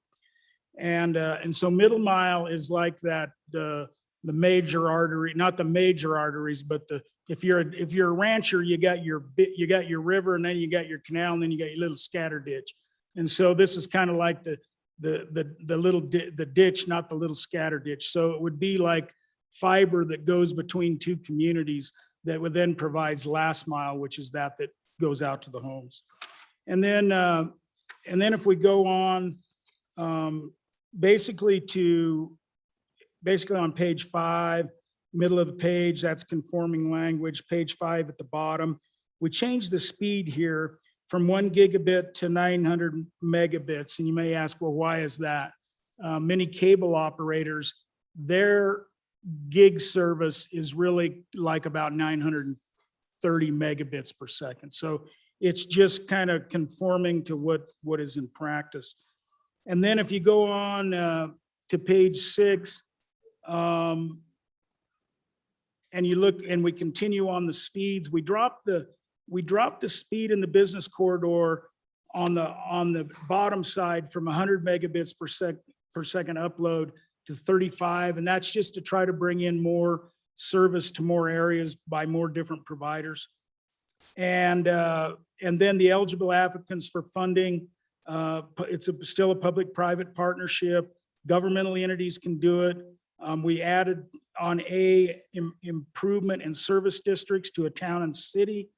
And then also we created a big C and a state agency as defined. And so this would allow the good agency that has our highways and the agency that oversees business, they could bring a public-private partnership with a company to provide a broadband in an area. And that's just sometimes the agency that does highways is involved in broadband projects. And so it would actually allow them to kind of move into this space and help with those projects.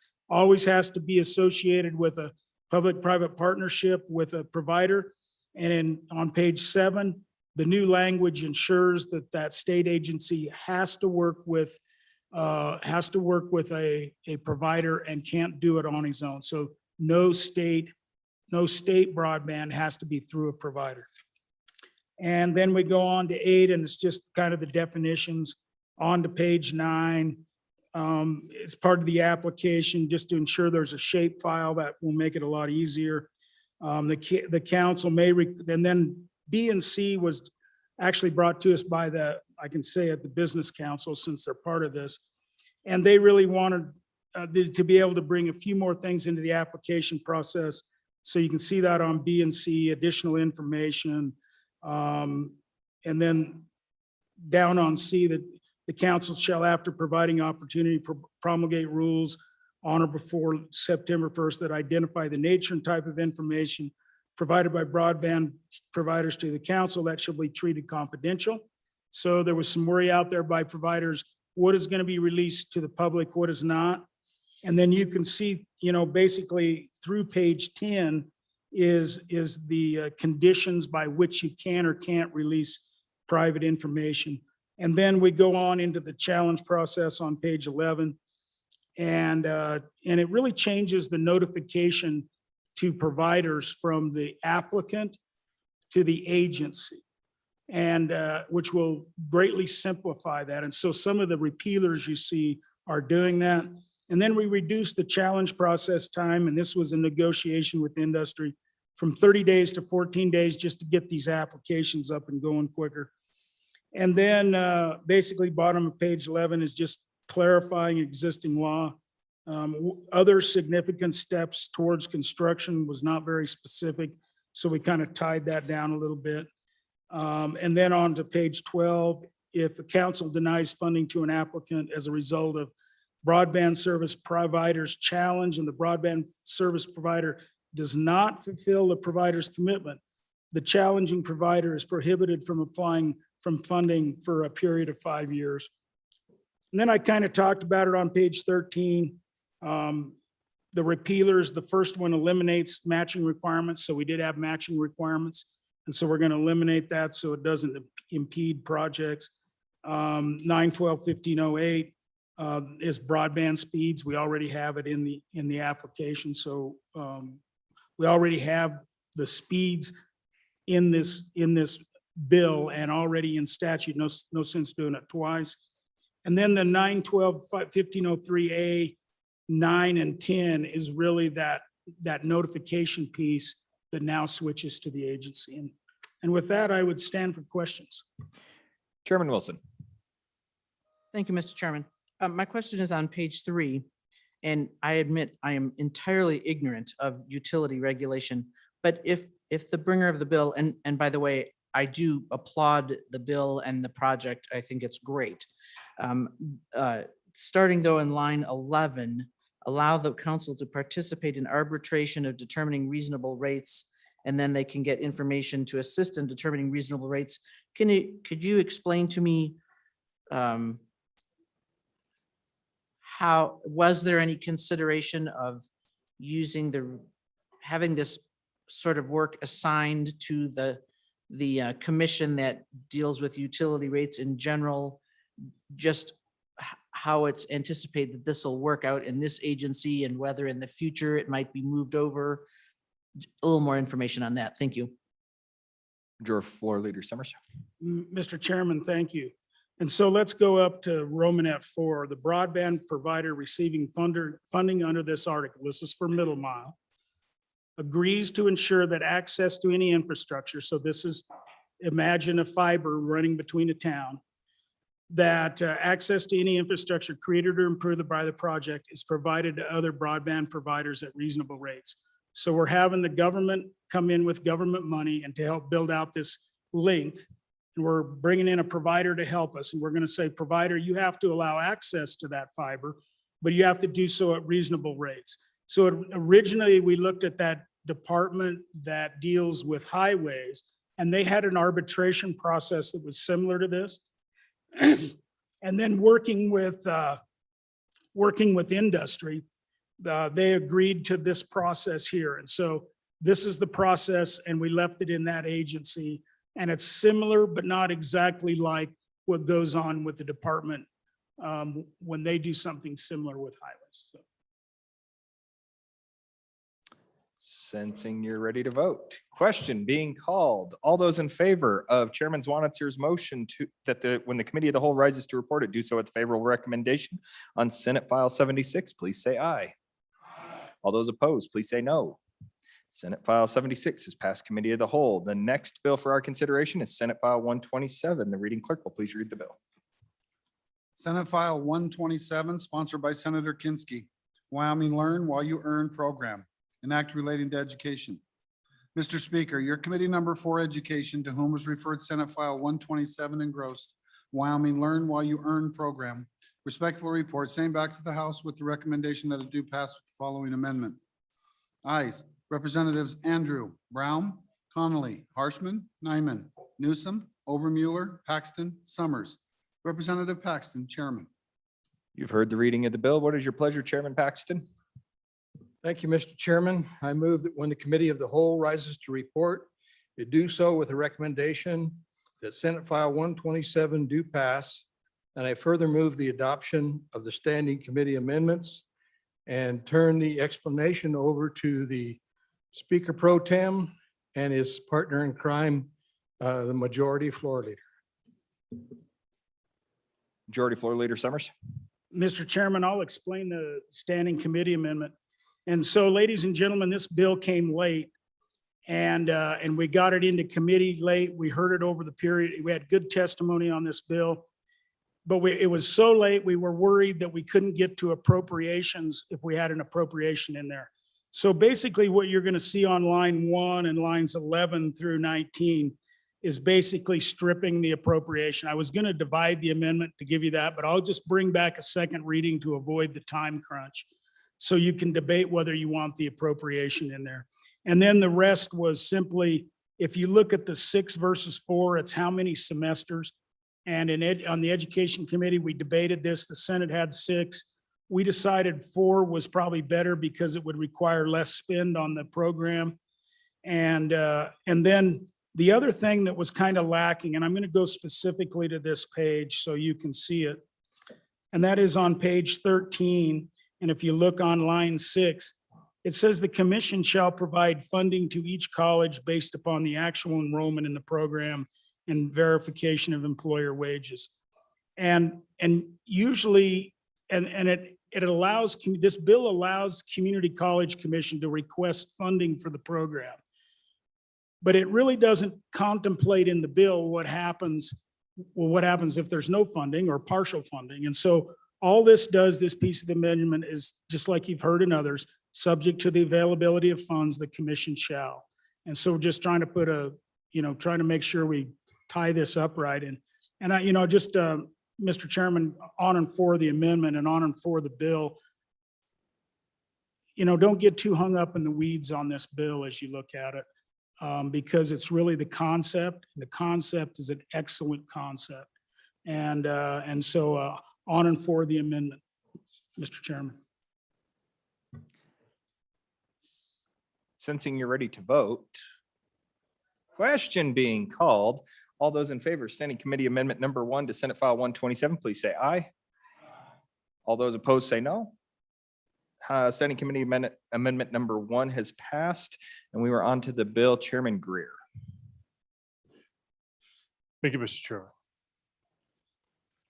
For the record, the good majority floor leader and I have never partnered in any crime that we've been convicted of.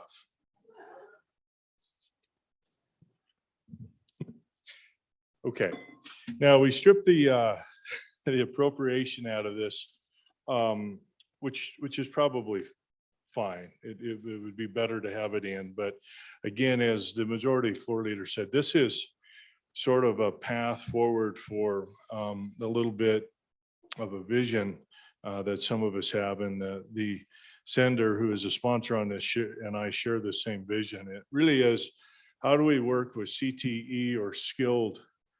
How do we get these skill sets into our job force? And so we've done things in the past dealing with, maybe it's just with the high schools, maybe it's just with the community colleges. And you've heard me say time and time again, it doesn't work unless you have industry involved. And this is bringing that third leg of the stool into this discussion. And so what this does is this is a clear path forward, a clear direction that what we can do is work towards those students that are either, and it works both ways, in high school or in a community college, are able to earn credits while they're working. And it creates a stronger path and a stronger direction from this body that the community colleges work with those employers, enter into contracts for those employers to move students into those positions. And then it also lays the foundation or the framework for something that I just dearly want to see us punch through. And that is this concurrent enrollment, so that we have 16 and 17, 18-year-olds in high school who are welding, or maybe they're working at the hospital in the lab, or you pick a skilled position, working with a plumber, working with an electrician, learning to become a machinist. And there's a multitude of other skill sets that are out there that they're able to earn credit and work towards their certificate, or if they want to have an associate's degree to go a step further. And that's what this does. So you saw the bill that I had brought earlier regarding workers' compensation and the student learner. To me, these two bills that come out, they're not huge, significant bills, especially now without an appropriation, but they still are bills paving that path, and with us saying, look, we have to get industry involved in this. They have to work with our community colleges, and we need to get the high schools and the community colleges working with industry as well. There are a couple of community colleges in this state that do some of this in different ways, and they do it very, very well. We just need to make sure that we can encourage all of them to do it, and also make sure our high schools are starting to come back and focus on this aspect of education. We kind of lost track of that. And I don't, my commentary on this was said to me by the superintendent, is he said, when the Hathaway came out, one of the greatest things, really just a wonderful thing for the state, but the schools all started shifting their focus towards teaching for the Hathaway. Okay.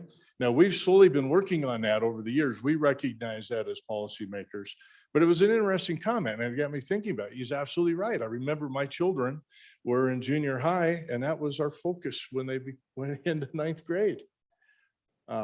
So anyway, if you want me to go in greater detail through the bill, I do have here like 7 pages I can read to you, or I can just take any questions, but you want me to read it? Thank you. Question being called. All those in favor of Chairman Paxton's motion that when the committee of the whole rises to report it, do so with a favorable recommendation on Senate File 127, please say aye. All those opposed, please say no. Senate File 127 has passed the committee of the whole. The next bill for our consideration is Senate File 152. The reading clerk will please read the bill. Senate File 152, sponsored by Senator Dockstader. Connection of utility services, an act relating to cities, towns, and counties. Mr. Speaker, your committee number 7, corporations, elections, and political subdivisions, to whom is referred Senate File 152 engrossed, connection of utility services, respectfully report same back to the House with the recommendation that it do pass with the following amendment. Ayes, Representatives Blackburn, Clausen, Clifford, Duncan, Air, Hunt, McGuire, Roscoe, Swanitzer. Representative Swanitzer, Chairman. You've heard the reading of the bill. What is your pleasure, Chairman Swanitzer? Thank you, Mr. Chairman. I move in the committee of the whole rise to report it, do so with the recommendation of Senate File 152. I would further move the standing committee amendment and turn both over to the good Vice Chairman of corporations. Vice Chairman Air. Thank you, Mr. Chairman. I bring you Senate File 152 and urge your favorable consideration. This bill addresses a problem that is in the early stages of what is a concerning matter. There's a small but growing trend that puts fossil fuels at the disadvantage in the decision-making process for utility service. There have been ordinances enacted in other states that prohibit, for instance, the use of natural gas for new utility service connections. Senate File 152 is a preemptive measure to help protect what is important to Wyoming and our minerals products. It ensures that town and county governing bodies could not, by ordinance or policy, prohibit the connection or reconnection of any form of energy utility service, such as electricity, propane, or natural gas. This bill does not, and I want to emphasize, does not prohibit any residential, commercial, or public entity from choosing any energy option available. It ensures that customer choices will not be limited. If you turn to the bill, on the first page, we just go into the section of statute dealing with city and towns, 15-1-132, and create that prohibition on those governing bodies. Page 2 goes into statutes dealing with counties and provides the same prohibition on county governing bodies. And the amendment, do I need to explain the amendment, Mr. Chairman? The amendment has been moved. It has been moved, but we just made a slight amendment to the on line 3 of page 2. Instead of public utility, it's a public municipality or cooperative utility.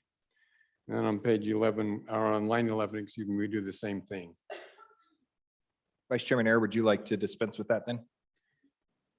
I move. It's already been moved. Are you calling for the question on the Call amendment? for the question on the amendment. Thank you. Yes. Question on the standing committee amendment number 1 to Senate File 152. All those in favor, please say aye. All those opposed, please say no. Standing committee amendment number 1 to Senate File 152 is passed. Any further discussion on the bill? Oh. Representative Provenza. Thank you, Mr. Chairman. Sorry, I got tired of sitting. I just have a quick question. Does this limit municipalities in, say, maybe a time of, I don't know if crisis is the right word, or concern? So if we're finding that there might be explosions or something that might cause a municipality to want to, say, shut off services for either a short time or a longer period of time, is this prohibiting those instances and allowing municipalities to say, this isn't a safe option for our community? Vice Chairman Air. Thank you, Mr. Chairman. I don't believe this would limit anything in the time of emergency. It would just prohibit the governing body from making an ordinance that all new connections could not be limited by any energy choice. Vice Chairman Duncan. Thank you, Mr. Chairman. This is more about a private, that the public municipality cannot tell a private business or a private home what kind of connections they can and cannot have in their private residence or their private company or business. And so that social interests, social conscious, carbon footprints, or whatever those choices may be, that municipality cannot dictate what you choose in your own private home. So if you have a home and you would choose to want to be able to use natural gas to heat your house or to use for your cook stove or something like that, the municipality can't demand and dictate that you can only use solar power in all new hookups throughout your neighborhood. So this is just saying that we as a municipality, we can't dictate that you must use this particular type of power in your hookup. Because, when we had this snowstorm, there was a lot of people that didn't have power, but they did have gas, and they were still be able to cook, and they were still able to heat, but they didn't necessarily have electricity. So this would be able to give freedom of choice for those in their own individual homes or their businesses. Chairman Wilson. Thank you, Mr. Chairman. I just want to add to that, because this sounds, maybe if you're not following this sounds like, where did this come from?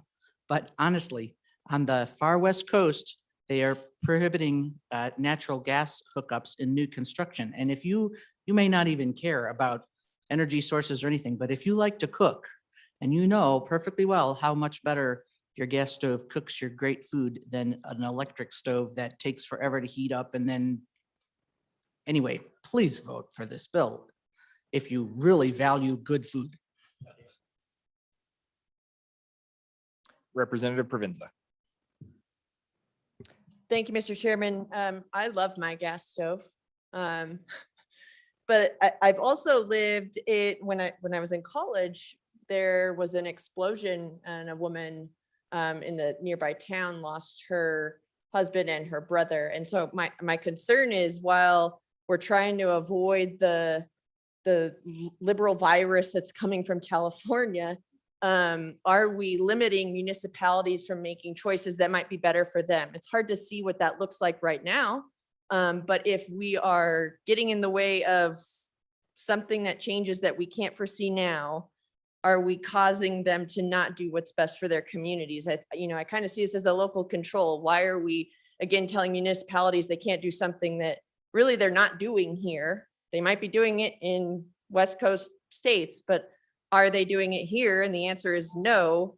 And so why are we jumping 30, 40 years ahead trying to stop something when we might have some actual concerns that arise that I'm not a mind reader, I don't have a magical ball.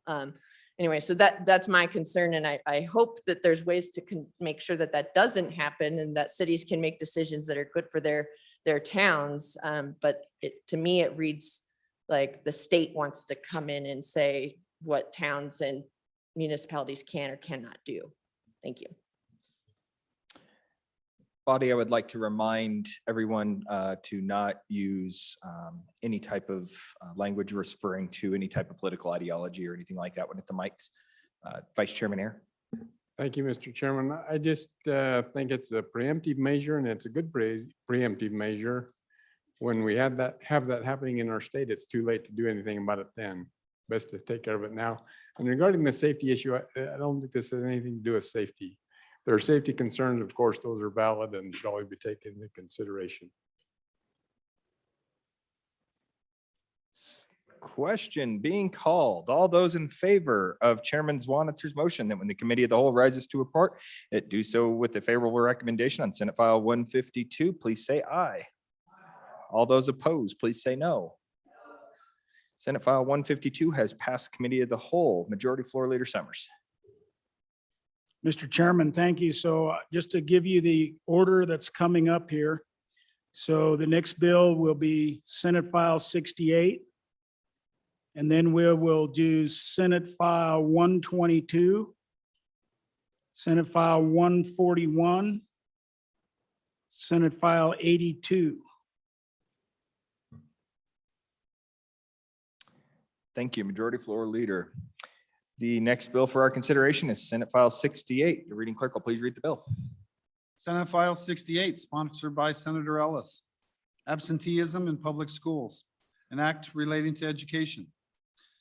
Mr. Speaker, your committee number 4 education, to whom was referred Senate File 68 engrossed, absenteeism in public schools, respectfully reports same back to the House with the recommendation that it do pass with the following amendments.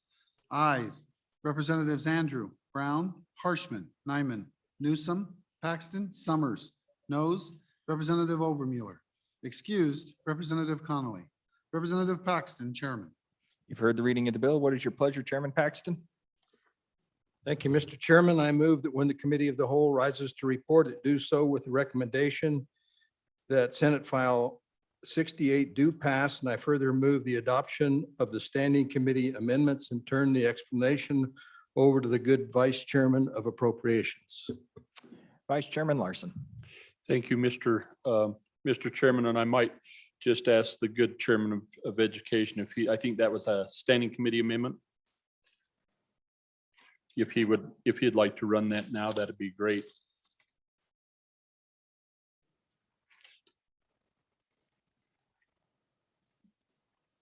And while he's finding that amendment, folks, if I may, Mr. Chairman.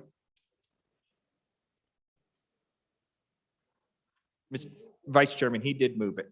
Okay, was he going to explain it? Yes. What is it? Vice Chairman Larson, would you like to explain, or are you asking the Chairman of Education to? Yeah, I was asking if the Chairman of Education was going to explain the House Standing Committee. Okay, thank you, Vice Chairman. Representative Newsom looks like she actually has an explanation for us. Thank you. Has it been moved? Okay. So in the original statutes, we allowed for students who were participating in the state fair to be considered excused absence and as a co-curricular activity. The reason for this is many of our students are in FFA.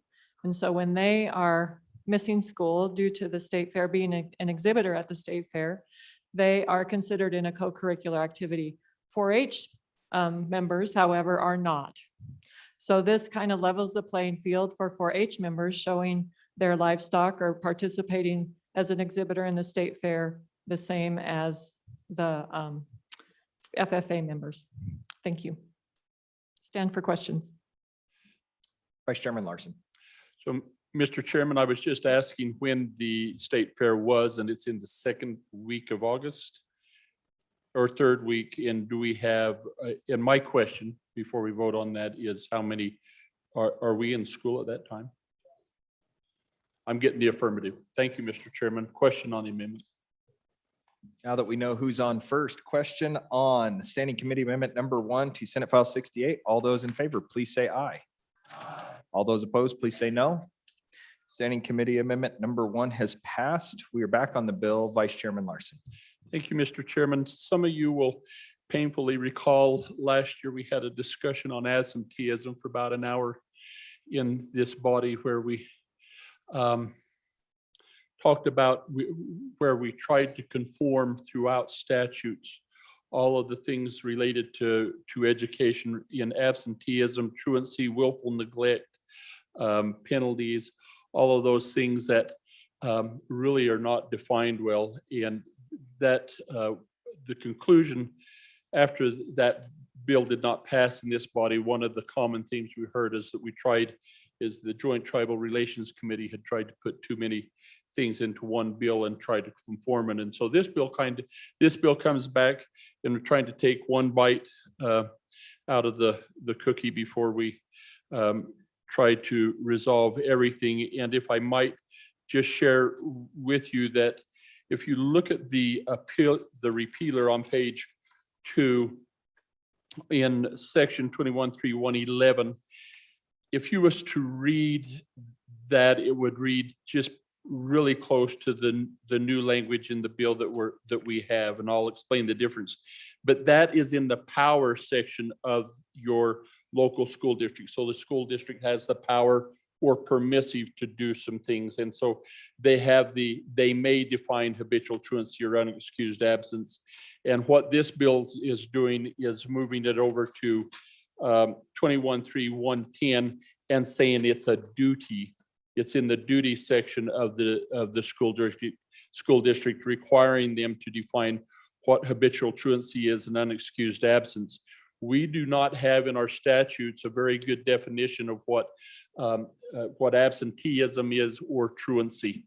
And you'll recall last year, if you look at our unexcused absences, it really falls on the head of the parents, that parents are responsible for every absentee, including habitual truancy for a child, even though if you have a child that maybe goes by the last name of Larson and chooses not to go to school when it's a good day to go skiing, that would be maybe not the parent's fault, but the child's decision to do that. And so we tried to conform that. And so in this year, what we're saying is that we want the school districts to define what habitual truancy is and unexcused absence for all those students attending the public schools.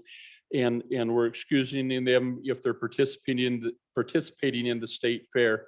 But we're also saying, and this has been a little bit problematic, at least my experience, and I think maybe some of the others of you have had similar experiences for pre-approved absence, is we're saying that for a pre-approved absence due to illness or injury or healthcare needs of the student or a death of a serious illness in the student's family shall not constitute, they can't include that as an unexcused absence.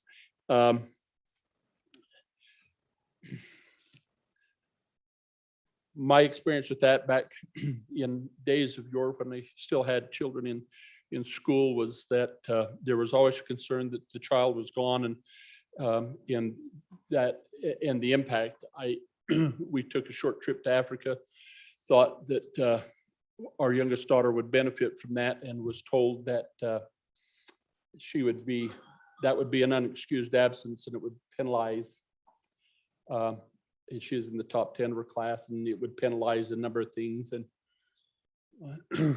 her submissive father says, we'll see about that. And we worked through it and got there. I recall she liked to hunt. We decided to go hunting, and she informed the school that she'd be missing a day while she went, and made sure old fat dad didn't faint while we was hunting. And they says, well, that will be unexcused and you will be truant. We worked through that too. But it was unfortunate that we didn't have some flexibility there. And so I know that we all have some different ways to approach that, but in what we're saying in this, they're excused. We're saying it's all right to go to the state fair, and that's excused and can't be construed as an absence.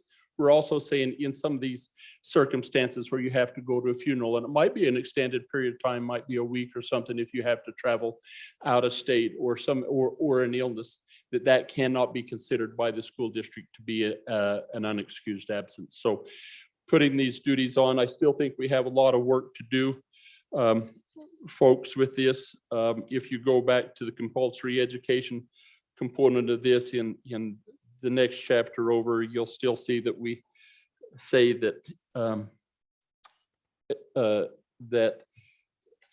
habitual truant is with 5 or more absence in any 1 year. I hope that we can move that responsibility back to the school districts maybe next year, but this will be a good start, and would be happy to answer any questions. Representative Hunt.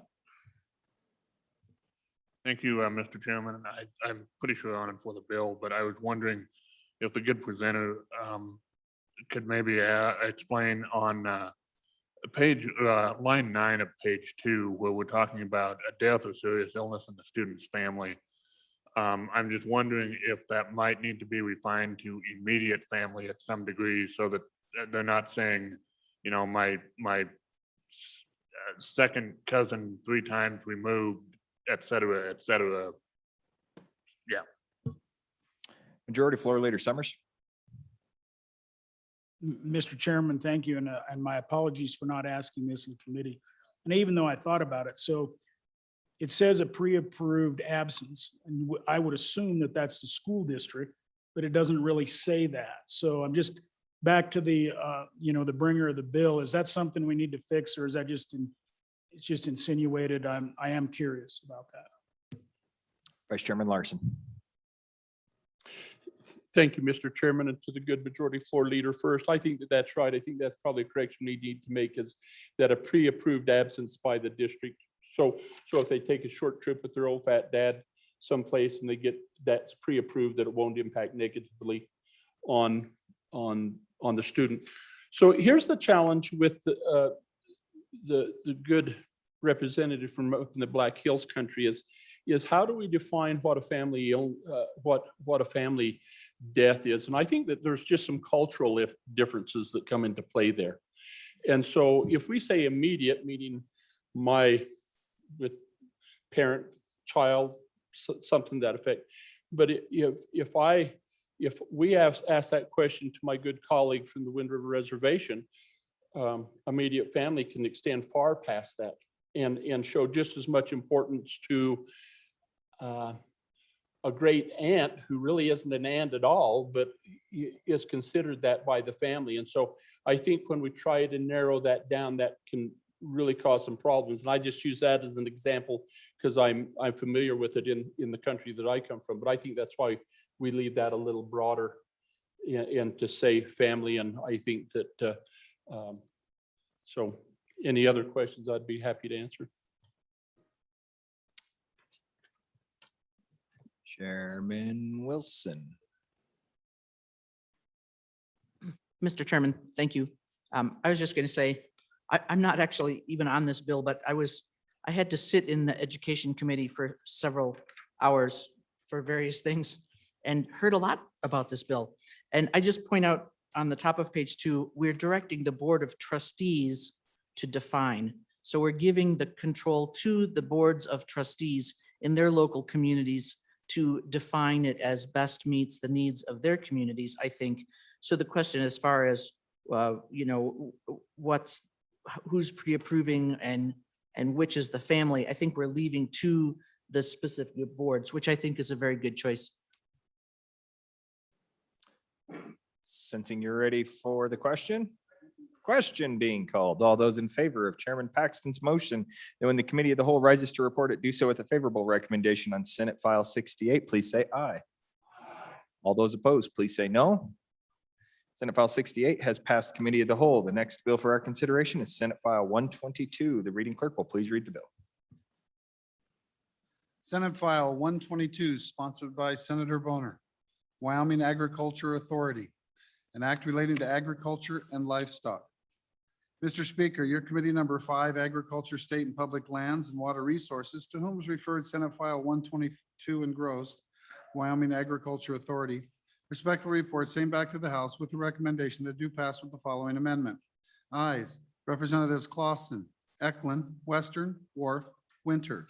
Noes, Representatives Blackburn, Fortner, Heiner, Larson, Dan. This bill was re-referred to committee number 2 Appropriations. Mr. Speaker, your committee number 2 Appropriations, to whom is re-referred Senate File 122 engrossed, Wyoming Agricultural Authority, respectfully report same back to the House with the recommendation that it do pass. Ayes, Representatives Kenner, Larson Lloyd, Nicholas, Schwartz, Simpson, Walters, Stith. Representative Nicholas, Chairman. Representative Eklund. You have heard the reading of the bill. What is your pleasure, Chairman Eklund? Mr. Chairman, I move that when the committee of the whole rises to report, it do so with a recommendation that Senate File 122 do pass. There is an amendment on the bill, and I would move that amendment and explain it quickly and then turn the floor management over. Please go ahead. So I move Senate File or standing committee amendment number 1 to Senate File 122 and would ask for your favorable consideration. Folks, what this does is it sets a sunset date for this this bill that we're trying to stand up right here, and gives us a couple of years to study it and review it. And then at the end of those 2 years, the legislature comes back and decides its fate. And I would ask if there are any questions. Not, I'd ask for the question. Question being called on the Standing Committee Amendment number 1 to Senate File 122. All those in favor, please say aye. All those opposed, say no.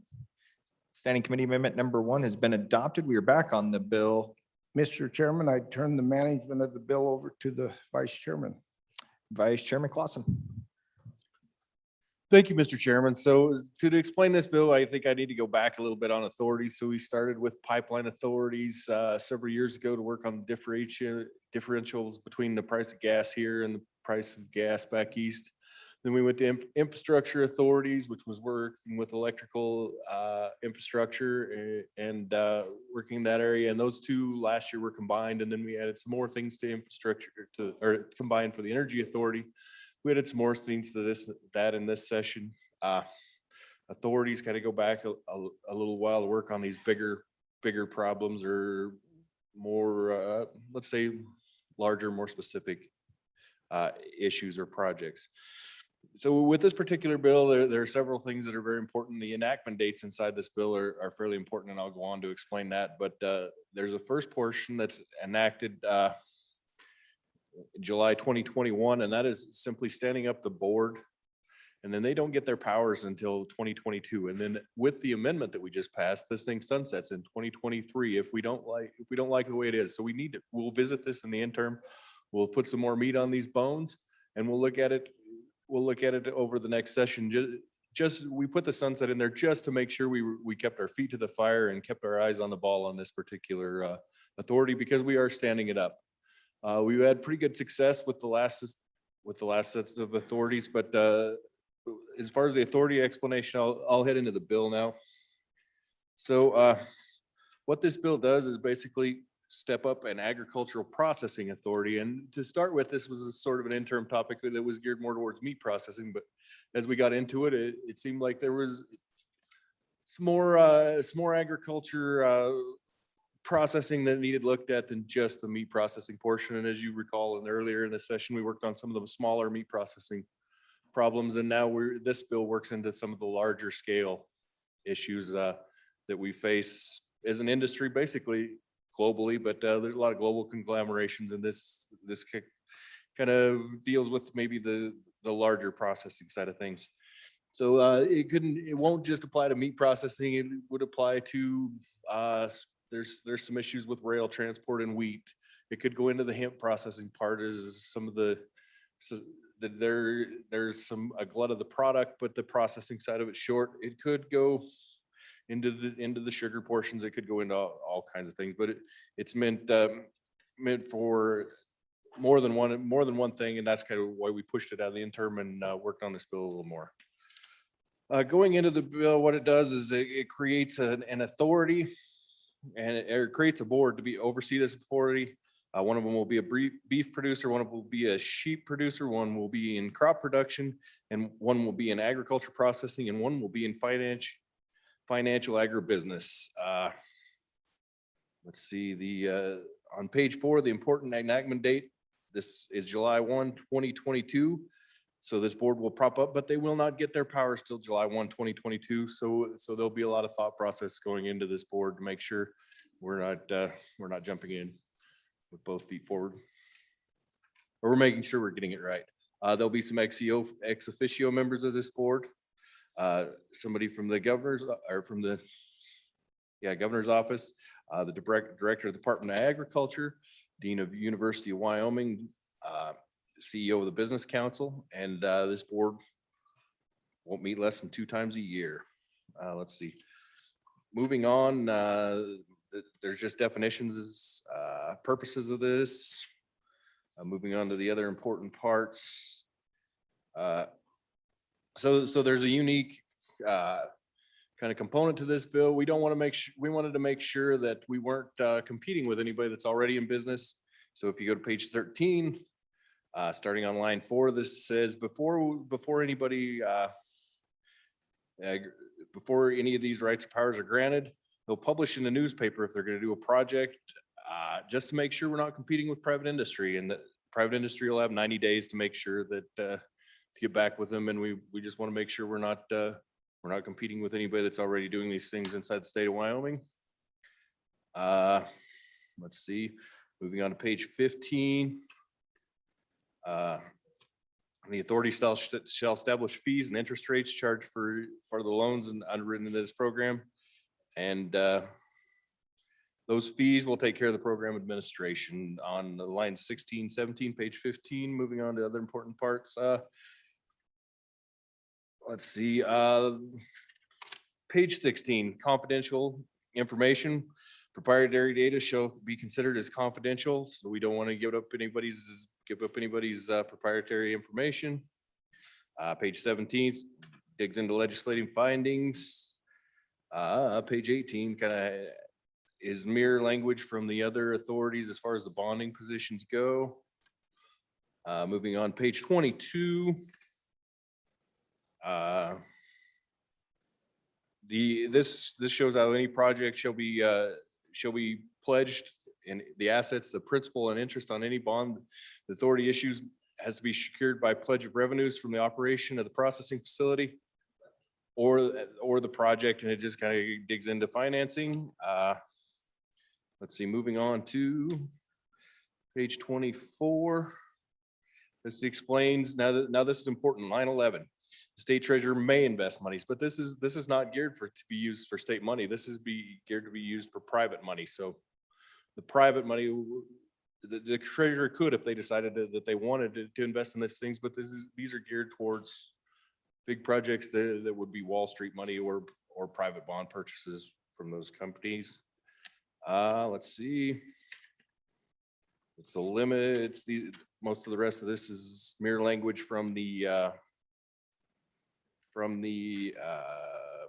other authorities, pipeline authorities, energy authorities. And then on page 29, it gives an appropriation to take care of the board, and the Department of Agriculture will administer these expenses. It basically just pays for the board. And with that, I'll stand for questions.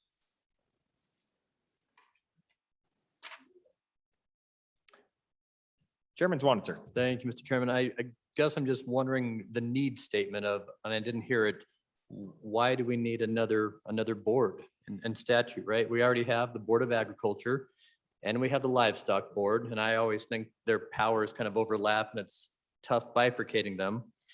And if that wasn't enough, we have, a Rural Development Division, the Business Council, and we have a Beef Council, and we have a Wheat Marketing Commission and a Dry Bean Council and Food Safety Council. We have a whole lot of bureaucracy, governmental wise, in ag. And I love ag, but it's less than 4% of our GDP for this state. And so I just missed, what is the need for another, I guess we're going to call it an authority. I'm not sure why. Give me the need of what we currently don't have in statute with all of the current people on the Livestock Board and the Board of Ag who are Senate confirmed, and why we would have another kind of combination council for this industry. Minority Floor Leader Connolly. Thank you, Mr. Chairman. And my first question was exactly the same question as the good chairman of corporations, but I'll also add in, we have the Business Council. So it seems like that a portion of this bill is about the ability to facilitate loans and grants, and we already have those. I was also curious about the section in here where that the process is exempt from taxation, which is always going to pique my interest. And then there was the discussion that this is for private industry. So private industry is going to be exempt from taxation as we go through this.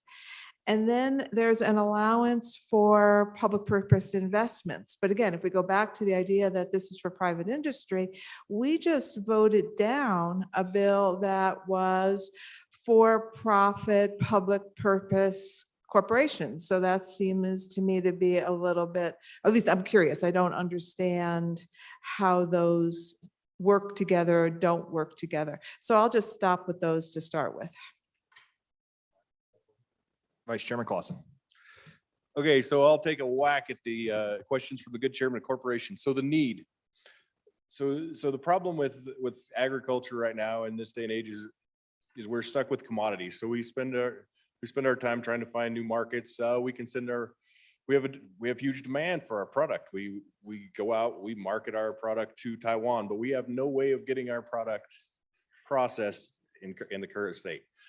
If you go back to our earlier conversations, we're looking at about 1,200 head a year. If you go to one processing facility south of us, it's about 6,000 head a day. As to the other portions that are already there.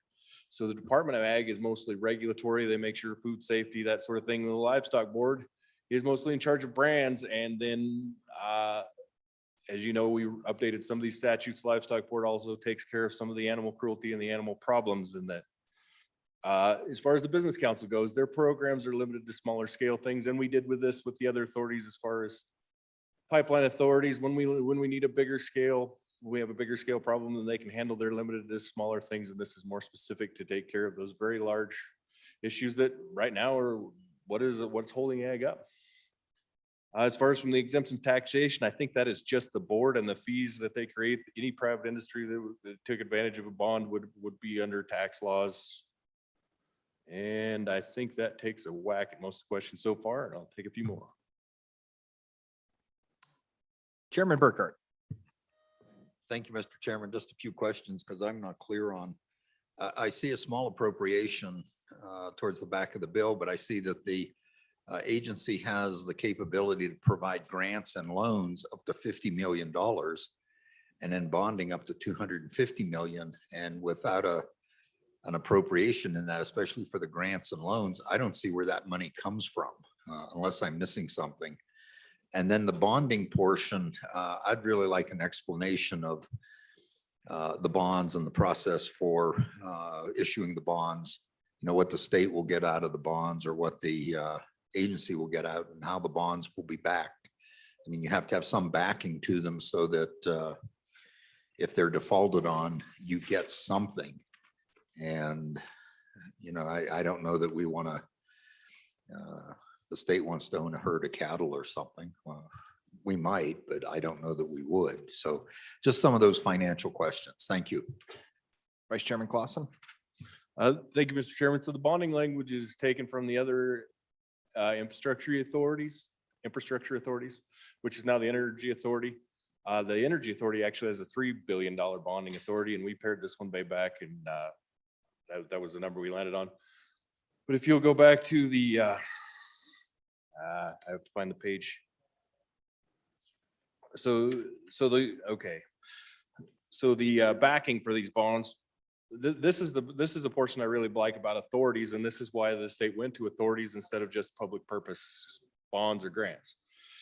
So the principal and interest, if you go to page 22, lines 1 through 11, it speaks to the good chairman of transportation's concerns. So the principal and interest on any bond that the authority issues shall be secured by a pledge of revenues from the operation of the processing facility or the agricultural processing financed by a first mortgage on the facility, by guarantees and pledges of the entity owning the project or facility or the parent corporation owning said entity or any combination thereof, security authority. Now this provision and why we went to authorities versus general bonding. So somebody has just dreams up a great idea. They go to the state and get a bond for it, but it doesn't work in real life. If you use an authority and remember the may clause in the state, they don't have to invest in these. This is geared for private enterprise. So if we don't want a bunch of projects on the ground that aren't going to work. If they don't work with a business plan, if they don't work where private capital will back them down the road, they don't need to exist as far as I'm concerned. And this is the fail safe. And this is language is in all of the authorities. And I think it's a brilliant idea. Chairman Eklund. Thank you, Mr. Chairman. So concerns are piling up on this, and I'd like to just kind of add some things and help people along with what we're trying to do and help my co-chairman as well. When we get into interim subjects and when the committees get busy with their work, we never have enough time to complete some projects. This one's a rather large looks at a large picture of undertakings that agriculture could do. And I know that it's a fairly small amount of our gross product. It's also our third largest industry, and we would like to increase that somewhat. It's my belief that without some help and some research in looking into this idea and trying to get it stood up, having some other members that report back to the committee, we might not be able to expand some programs that could be expanded. And there's a lot of them. We worked on beef processing. We saw that as an emergency need, and we got a few little plants started here and there. But we're looking at something that I think can be expanded quite a bit. The $20,000 is an appropriation that would pay for the volunteer board members or the people that are appointed. The others, the governor's designee, the director of the Department of Agriculture, and the government employees, they're already salaried and they'd be involved in this process as well. We're an ag committee. We don't understand energy authority very well. These people and others would be able to educate us on how this exactly works. And so what we're asking for is a couple years of research to see if this could be a vehicle to expand the ag industry in Wyoming. And, one of the reasons for getting into this, we're asking for more people to help us with this, because the ag committee, if many of you are like I am, you just don't have time to do all of this, just don't have time. But bringing more people in with more expertise is always good.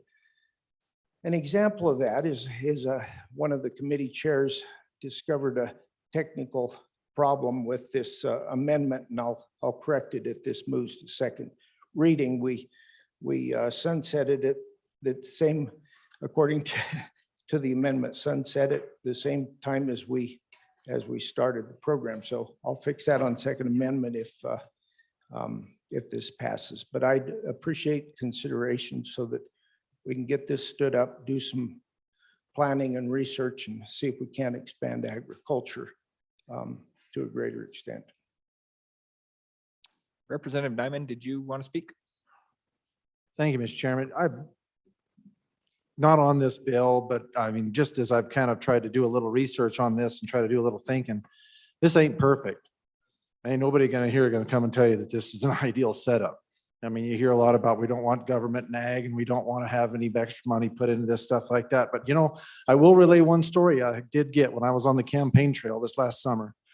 I was in Newcastle, Wyoming, at a farmer's market of all places. A gentleman walked up to me. He said, "You're running for this office?" He said, "I'm going to tell you something." He said, "If agriculture disappeared in this state tomorrow," he said, "there's nobody in this state that would miss it." And that guy was heavily involved in the mineral and extractive industry. Elderly gentleman, been in it a long time, very respected in the area down there. And it blew my mind. I mean, he said, "You don't agree?" I mean, the look on my face must have been like, "You got to be joking." But he said, "Nope." He said, "If agriculture in this state disappeared tomorrow," he said, "nobody in this state would miss it." He said, "It has so little impact financially on the state." He said, "It's not necessary and would not be missed."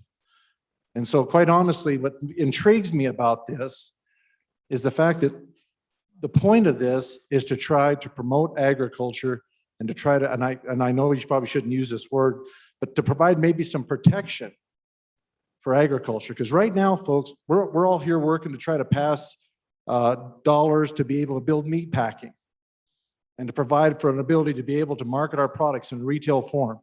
85% of the beef that is processed in this United States right now is done by 4 packers, 3 of which are foreign owned. And what this is trying to do, and it's not the perfect vehicle, but I think the point is trying to be made here. Let's do a little thinking on how we can maybe try to think outside the box again on how we try to save agriculture. And I think this could be a way to do that. or at least start that conversation. Because when you start talking about producing wool, lamb, which is fiber and protein, finished products in our beef, everything from hemp, oil, in my part of the country, they're trying to figure out how that maybe we can't grow, but we can process. And if this here, do a little research and figure out how we can provide some covering and some protection for Wyoming companies and to push back against some of these big outfits. So when you got 4 meat packers doing 85% of it, you see somebody in Wyoming that you just spent millions of dollars trying to get meat packing plants and processing facilities going in this state. When you start to threaten them, they're going to come in here and squish us because they've got the power. They'll cut our prices down. They'll do whatever they got to do because it threatens their bottom line. I guess when I look at this, I'm trying to look at this as what are we going to do to try to protect our interests here and our producers? And I'm not saying that this is the answer, but this could be as you guys use it a lot, a tool in the toolbox.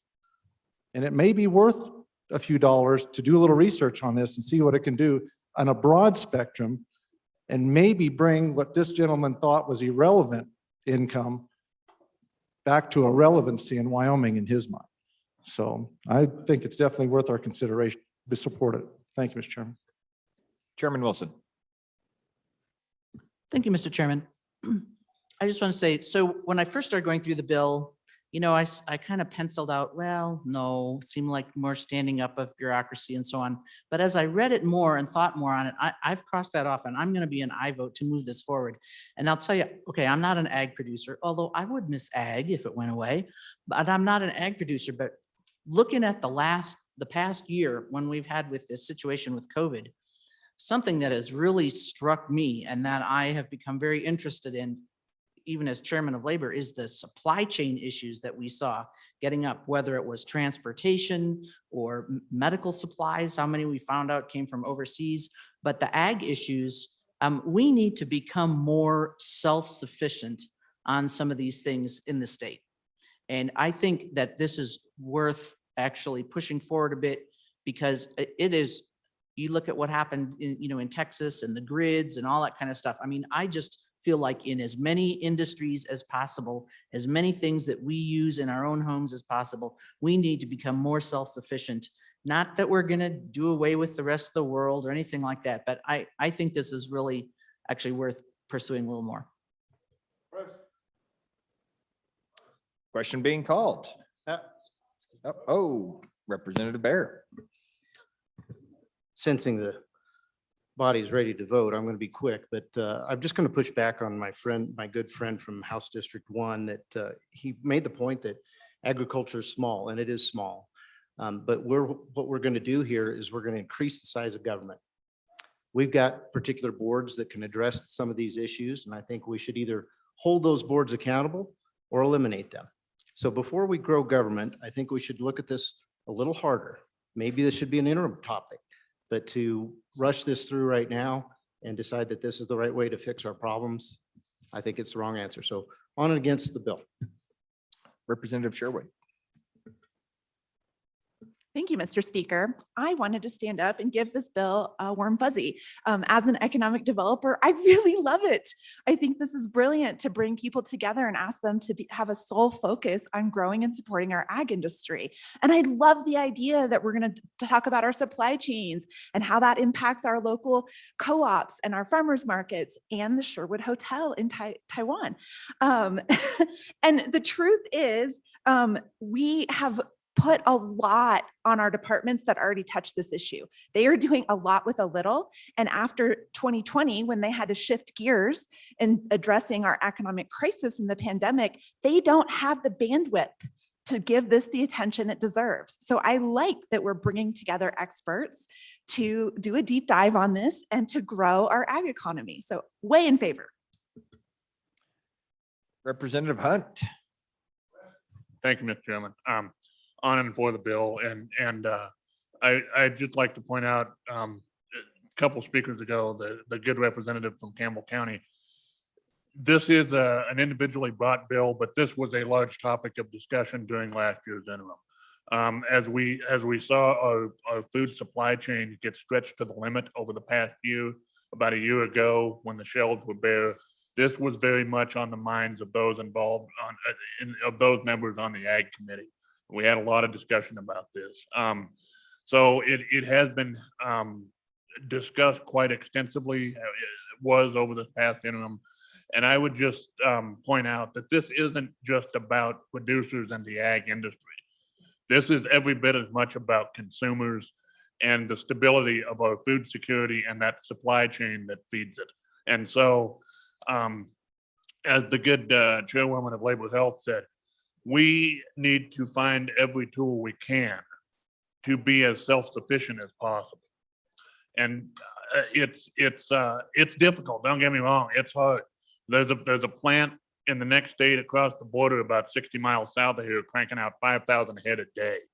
But when a plant that size goes down, as it did last year, as did every major processing plant in America for several weeks, it's a problem. And so if we can just do a little bit to try and advance not just economic diversification, but diversification of the supply chain, so that these the physical bottleneck is not so constraining, I think that's a good thing. So again, it's not just about the production side of ag, it's also about consumers, and it's about food security. So thank you, on and in favor. Majority Floor Leader Summers. Mr. Chairman, thank you. So to be honest, this bill has problems, right? I think we all know it. Anybody that's read it, there's issues. But it kind of goes back to, is the concept there? Is the concept, do we need to do something in this space to try to get value added ag? The answer is yes. Now, is this the perfect vehicle? No, but perhaps this committee can find the perfect vehicle. So I would urge you to vote in favor of this bill, regardless of its oddities. Let's just put it that way. Thank you. On and for. Representative Stivar. Thank you, Mr. Chairman. I'd like to see a fiscal note. How much is this going to cost? I'm not voting for it if there's not a fiscal note. Sensing the body's ready to vote. Oh. Question being called. All those in favor of Chairman Eklund's motion that when the Committee of the Whole rises to report it, do so with favorable recommendation on, what bill are we on? 122, Senate File 122, please say aye. All those opposed, please say no. Senate File 122 has passed Committee of the Whole. The next bill for our consideration is Senate File 141. Reading clerk will please read the bill. Senate File 141, sponsored by Senator Perkins. Business entities, representation in detainer cases, an act relating to civil procedure. Mr. Speaker, your committee number 9, Minerals, Business and Economic Development, to whom was referred Senate File 141, business entities, representation and detainer cases, respectfully report same back to the House with the recommendation that it do pass with the following amendment. Ayes, Representatives Bear, Burkhart, Duncan, Air, Gray, Heiner, Sherwood, Western. Noes, Representative Greer. Representative Greer, Chairman. You've heard the reading of the bill. What is your pleasure, Chairman Greer? Thank you, Mr. Chairman. I move that when the Committee of the Whole rises to report it, do so. The recommendation that Senate File 141 do pass.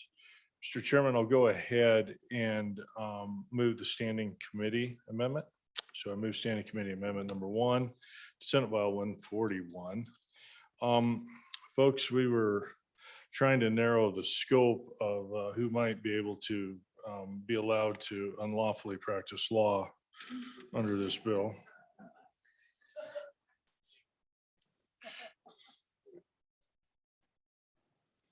Only time of my life, my whole committee voted against me.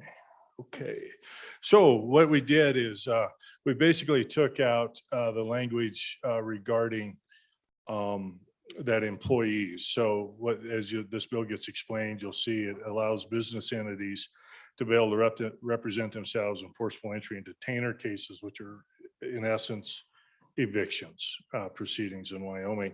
And we took out the language that would allow an employee of a business entity. And then also there was on page 2 a requirement that the person representing the business entity may litigate the actions, and that they had to provide notice in writing to the court, which of course you do, because that's what you learn when you go to law school. Those are the important things. And then the other was at the state bar. Well, there's no reason to provide notice to the state bar. They don't care. So that's all it was just narrowing the scope just a little bit and cleaning up that particular item. So happy to answer any questions on the standing committee amendment. Question being called. All those in favor of standing committee amendment number 1 to Senate File 141, please say aye. All those opposed, please say no. Standing committee amendment number 1 has enthusiastically been adopted. We are back on the bill. Chairman Greer. Yeah, Mr. Chairman, I think it'd be inappropriate for me to explain the bill. And I don't see any of the co-sponsors jumping up. So the good Vice Chair Mendels will do so. Vice Chairman Duncan. Thank you, Mr. Chairman. So what this is basically if you own property, sometimes if you own more than one piece of property, you may enter into an LLC or an S corp. So if you are a private owner of a property, maybe only one property, you can go and represent yourself in a case of an eviction. No problem without an attorney. However, if you are an LLC or an S corp, you have to have an attorney. So what happens in this case, especially if you have multiple properties as an owner, you might want to protect yourself and have an LLC or an S corp. So what this is doing is allowing those owners to be able to go and represent themselves and not have to hire an attorney, and to be able to go through the process. And all it is basically going to the court, filling out a form, filing the paperwork, and be able to get the judgment to be able to go and get the eviction and follow through. So that's basically the bill in an essence. And it's a great bill. It saves a lot. And the only reason why the good chairman and our attorneys are lining up to the podium as I'm speaking is because they're afraid that people like me are going to practice law. I assure you, we're not. We promise. This is for owners. Us as property managers typically aren't going to do this. The very few times that this is going to be used, very rarely is this used. Typically what happens is that if I have to get rid of someone out of a house, I go to the sheriff's office. They usually give us a form. We take it, we fill it out, we hand it over after 3 days of non-payment. We give it to them. We say, you've got 3 days, you need to move out. They do move out, or we give it to the sheriff's office. The sheriff's office serves it for a fee. The sheriff shows up all scary, and then they go ahead and they move out. But there are times that you do have to go to court.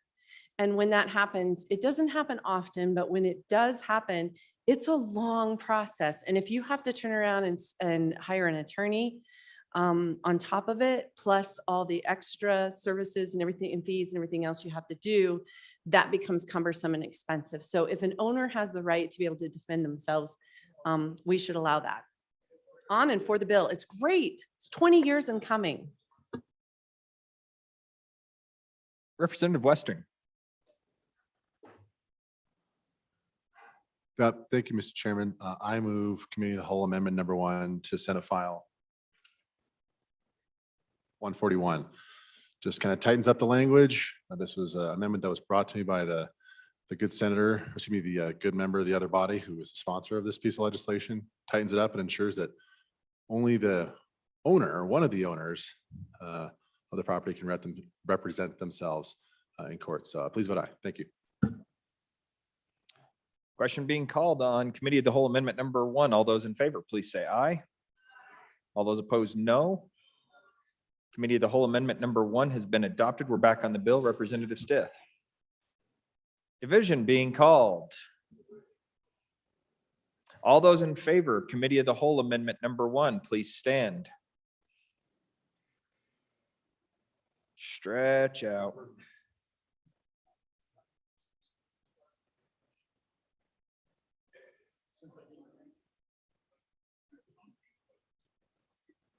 First and second one. The original? The original.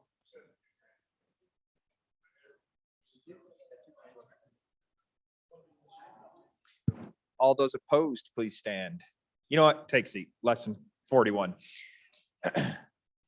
And some more boisterous votes would help. We wouldn't have to go through that process. So appreciate that if we could. Representative Stith. Mr. Chairman, speaking to the merits of this bill, in the last 23 years, I've done approximately 500 or 600 eviction actions. And the problem with this bill is that it's an anti-education bill, okay? It's really anti-education because these 600 evictions help pay for the education of my children, okay? Okay?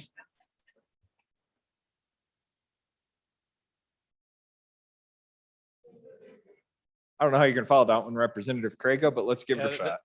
That's going to be tough to follow. Thank you, Mr. Chairman. So just a couple questions, or I guess maybe clarifications. These procedures actually have, one of the procedures you can go through in an eviction, or FED as we call them in the legal world, is a jury trial. You can actually request a jury trial in these cases. And so one of the things I'm worried about is if we go down this route, who's going to be handling the jury trial? Are we going to be representing ourselves in a jury trial? It's one thing if I own an apartment building by myself and I decide I want to go have a jury trial and I'm not a trained lawyer. I take that risk on by myself. If I walk into a jury trial and I own a LLC with 10 other people, I am now representing those 10 other people. That's a risk I'm not sure we should be allowing as a policy choice. That's not a risk I think we should be allowing on and against the bill. Thank you. Vice Chairman Duncan. Thank you, Mr. Chairman. You turn to page 2, lines 12 through 16, and plus our amendment, I believe we did a little bit of tweaking. Basically, if you show up and the other person has an attorney, you have the right to stop and get your own attorney. So in the case of a jury trial, and all of a sudden you're having a jury trial and you feel you need to have an attorney, guess what?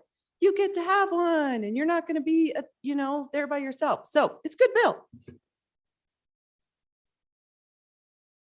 Question being called. All those in favor of, what chairman was this? Chairman Greer's motion that when the committee of the whole rises to report it, do so with a favorable recommendation on Senate File 141, please say aye. All those opposed, please say no. According to House Rule 6-6B, that has failed a voice vote and requires a standing division vote. All those in favor, please rise.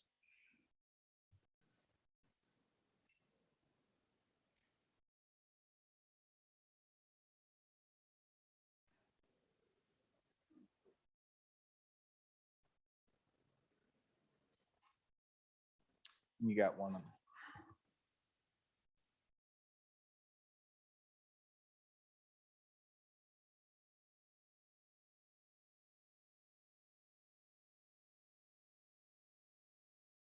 All those opposed, please rise.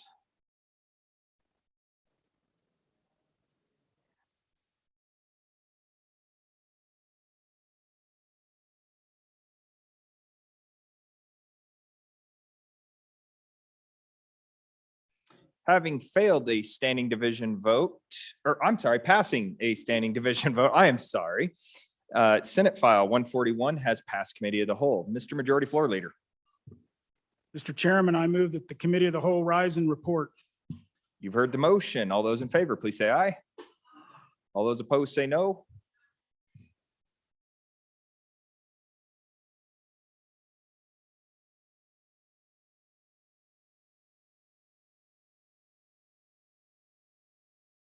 The reading clerk will read the committee of the whole report.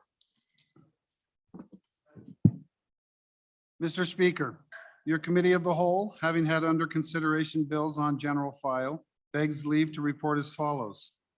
Senate File 76, do pass. Senate File 127, do pass amended. Senate File 152, do pass amended. Senate File 68, do pass amended. Senate File 122, do pass amended. Senate File 141, do pass amended. Representative Brown, Chairman. Representative Brown, Chairman Brown. Mr. Speaker, I move the adoption of the committee of the whole report. You've heard the motion. All those in favor, please say aye. Those opposed, no. Congratulations, Chairman Brown.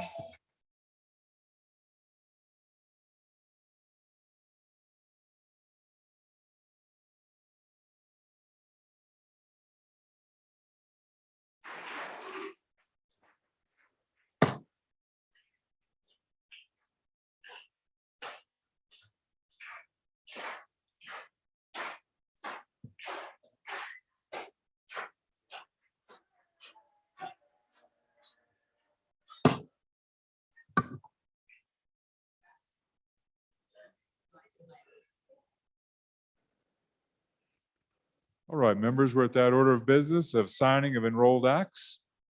We're going to start off with some House bills.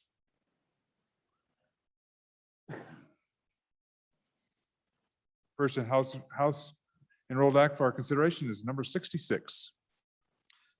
House Enrolled Act 66, being original House Bill 229. An act relating to agriculture, livestock, and other animals, codifying federal animal identification methods for Wyoming livestock as specified, providing exclusion, providing rulemaking authority, and providing for an effective date, being enacted by the legislature of the state of Wyoming. I'm about to sign enrolled act 66, being original House Bill 229. I have so signed. Next enroll, congratulations, Representative Nyman. Next enrolled act is enrolled act 67, original House Bill 207. House Enrolled Act 67, being original House Bill 207. An act relating to the administration of government, providing legislative findings, providing an appropriation for the purpose of commencing and prosecuting lawsuits against states and other states, state entities as specified, creating an account as specified, requiring reports, and providing for an effective date, being enacted by the legislature of the state of Wyoming. I'm about to sign enrolled act 67, being original House Bill 207. Congratulations, Representative Haroldson.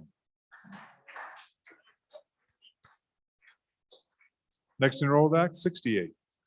House Enrolled Act 68, being original House Bill 17.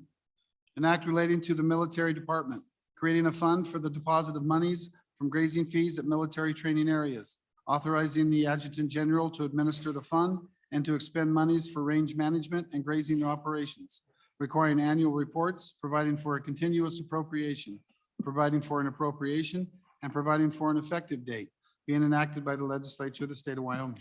I'm about to sign enrolled act 68, being original House Bill 17. I have so signed. Next enrolled act 69. House Enrolled Act 69, being original House Bill 49. An act relating to agency fees, modifying healthcare facility licensing fees, modifying Department of Environmental Quality permitting fees, authorizing the Department of Family Services to set the fee for central registry applications, modifying Department of Agriculture food licensing fees and distribution, and providing for an effective date, being enacted by the legislature of the state of Wyoming. I'm about to sign enrolled act 69, being original House Bill 49. I have so signed. Next enrolled act 116, or excuse me, next enrolled act number 70. House Enrolled Act 70, being original House Bill 116. An act relating to concealed weapons, removing the state residency requirement for a person carrying a concealed firearm without a permit who meets the other statutory criteria, and providing for an effective date, being enacted by the legislature of the state of Wyoming. I'm about to sign enrolled act 70, being original House Bill 116. I have so signed. Congratulations, Representative Wharf. Next enrolled act is 71.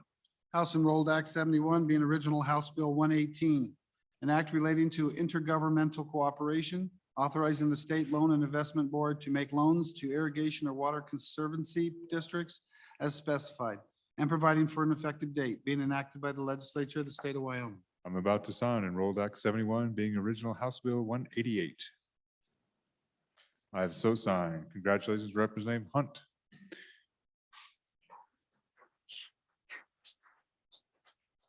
Next enrolled act is 72. House Enrolled Act 72, being original House Bill 75.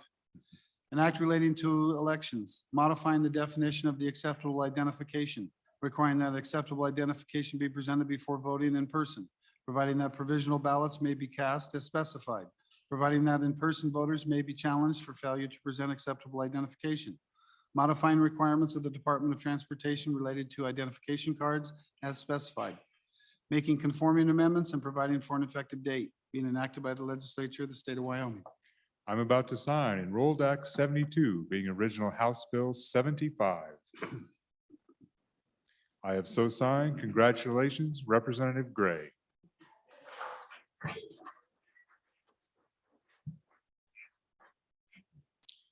Next enrolled act is House Joint Resolution 9.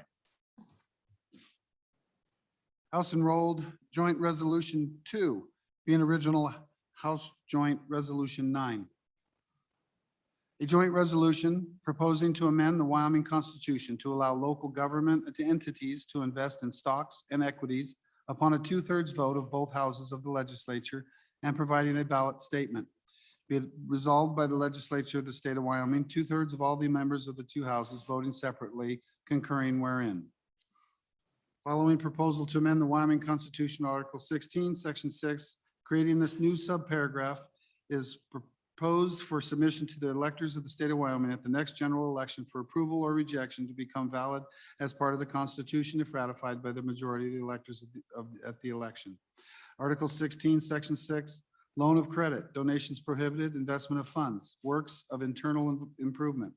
Neither the state nor any county, city, township, town, school district, or any other political subdivision shall subscribe to or become the owner of the capital stock of any association or corporation, except that the legislature may provide for, by law, for the investment of counties, cities, township, town, school district, or any other political subdivisions, funds in this capital stock of any association or corporation, and may be designated which of these funds may be invested. The legislature may prescribe different investment conditions for each type of class of political subdivision and for each type of fund. Any legislation established or increasing the percentage of any fund that may be invested under this subparagraph shall be passed only by the 2/3 vote of all members of each of the 2/3 houses voting separately. And that the Secretary of State shall endorse the following statement on the proposed amendment being enacted by the legislature of the state of Wyoming. I'm about to sign Enrolled Joint Resolution number 2, which was original House Joint Resolution number 9. I have so signed. Congratulations, Representative Sweeney.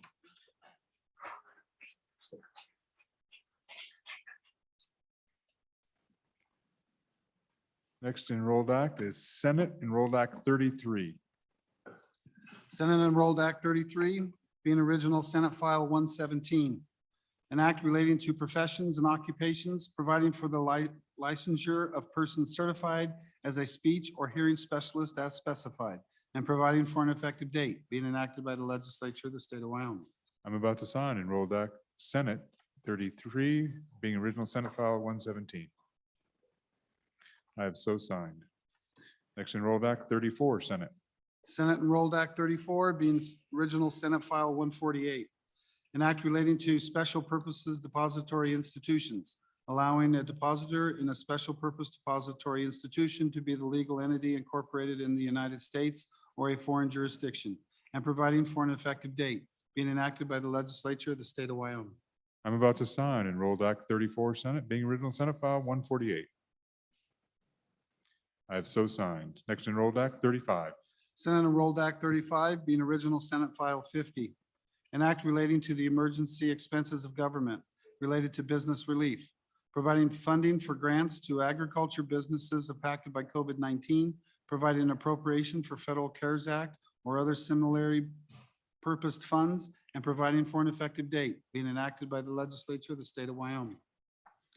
I'm about to sign Enrolled Act 35, being original Senate File 50.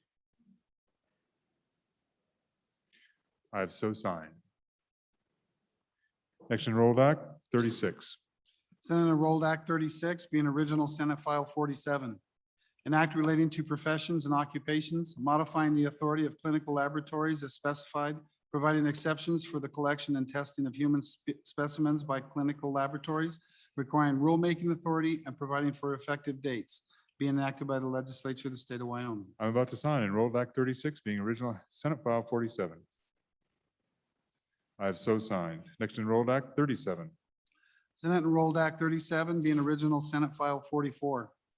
An act relating to the prioritization of municipal solid waste facilities, cease and transfer projects, authorizing expenditure of previously appropriated funds, establishing a prioritized list of projects, establishing a maximum amount to be expended on projects, granting the Department of Environmental Quality limited discretionary authority to modify the prioritized list, specifying expenditures for a carcass management project, providing definitions, requiring reports, repealing a prior list of priority cease and transfer projects, and providing for an effective date, being enacted by the legislature of the state of Wyoming. I'm about to sign Enrolled Act 37, being original Senate File 44.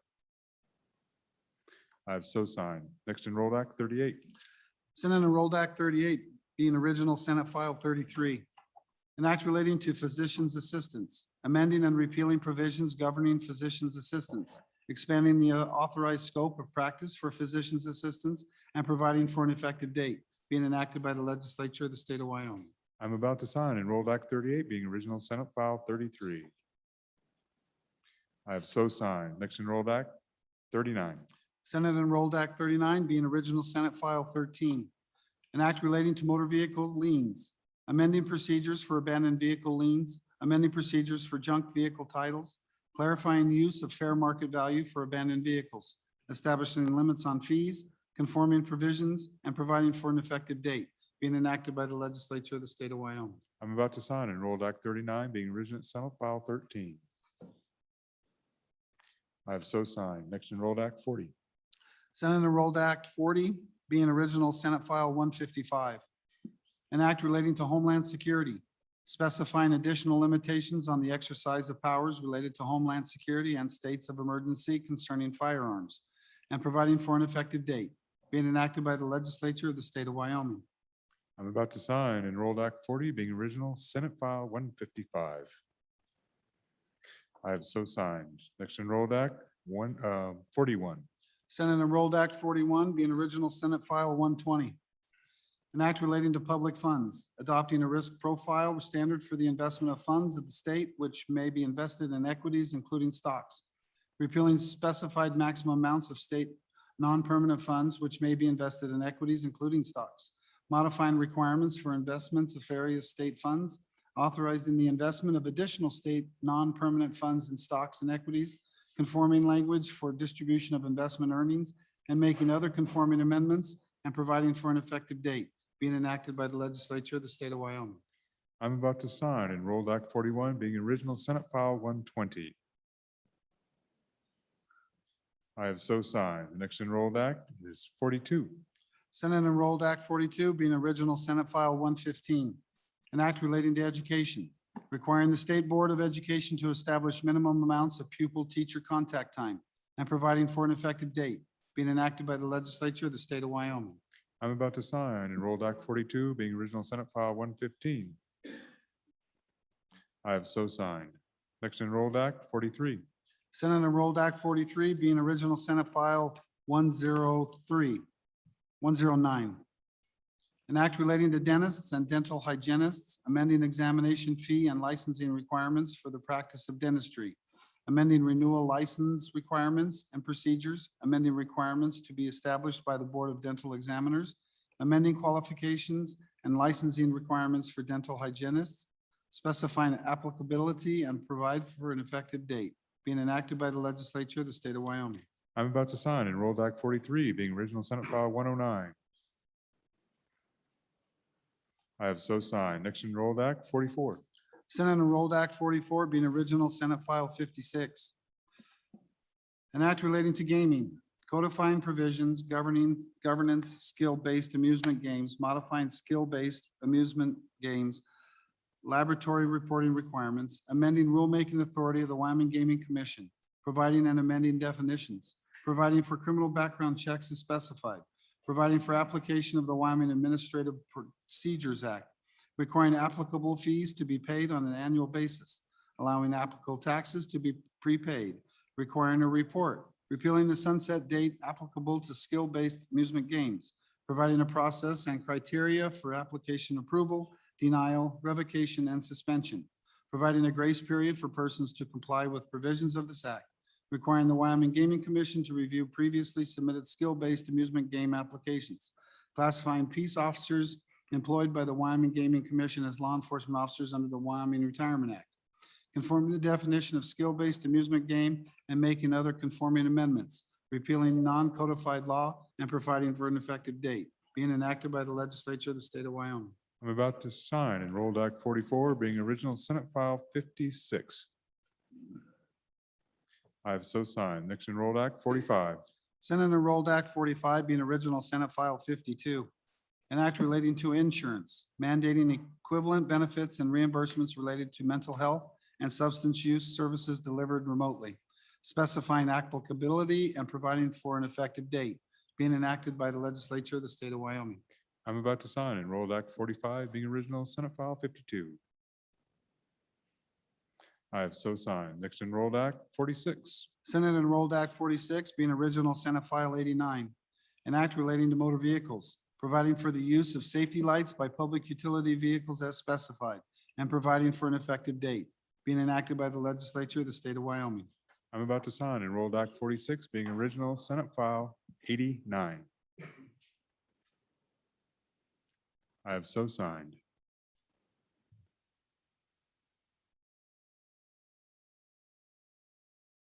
Messages from the Senate.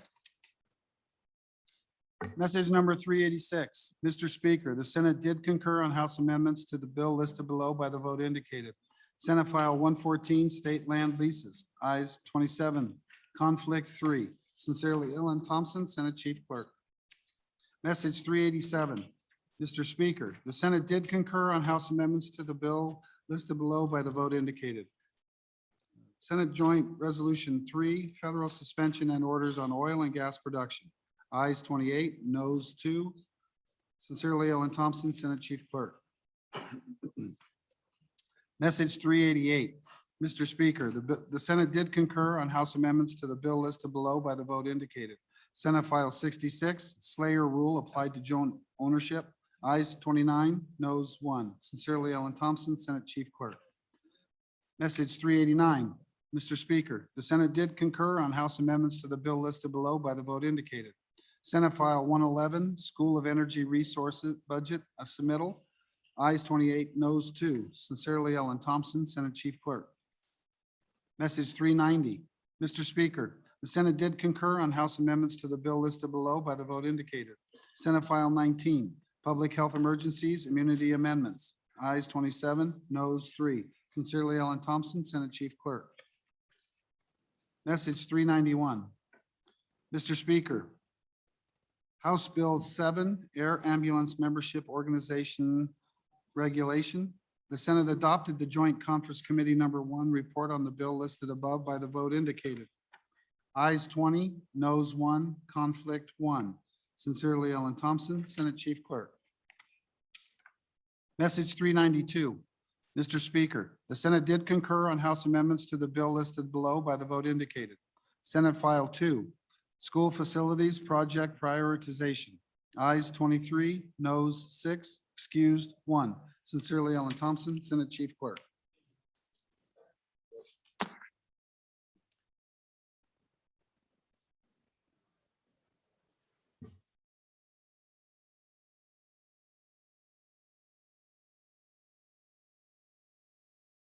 Mr. Majority Floor Leader.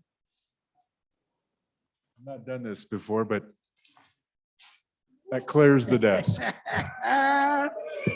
Yeah. Yeah. Mr. Speaker, I move that the House adjourn until 10 a.m. tomorrow, the second day of April, 2021. Committee announcements, committee announcements, committee announcements. Chairman Eklund. Mr. Speaker, your committee number 5 will work on interim topics upon adjournment somewhere in the connector. I'm not sure what room, but we'll find each other there and we'll have a discussion. We'll try to be quick. Any other messages, any other announcements? So members, there certainly will be an effort tomorrow to clear the desk with second readings, and then those accelerated to third. So if you have amendments you're thinking about, hopefully we'll get those done. If we don't, and there's an objection to doing all the third readings tomorrow, then of course they'll be available for Tuesday. But certainly it's probably in all of our best interests to have the majority of the members here, a strong majority of the members here. And next week there'll be fewer people, and many of them will be participating remotely. So with that and no further business, I congratulate you on your good work this day, the first day of April, our 31st day of the session. All those in favor of the majority floor leader's motion that we adjourn until 10 a.m. April 2nd, please say aye. Those opposed, no.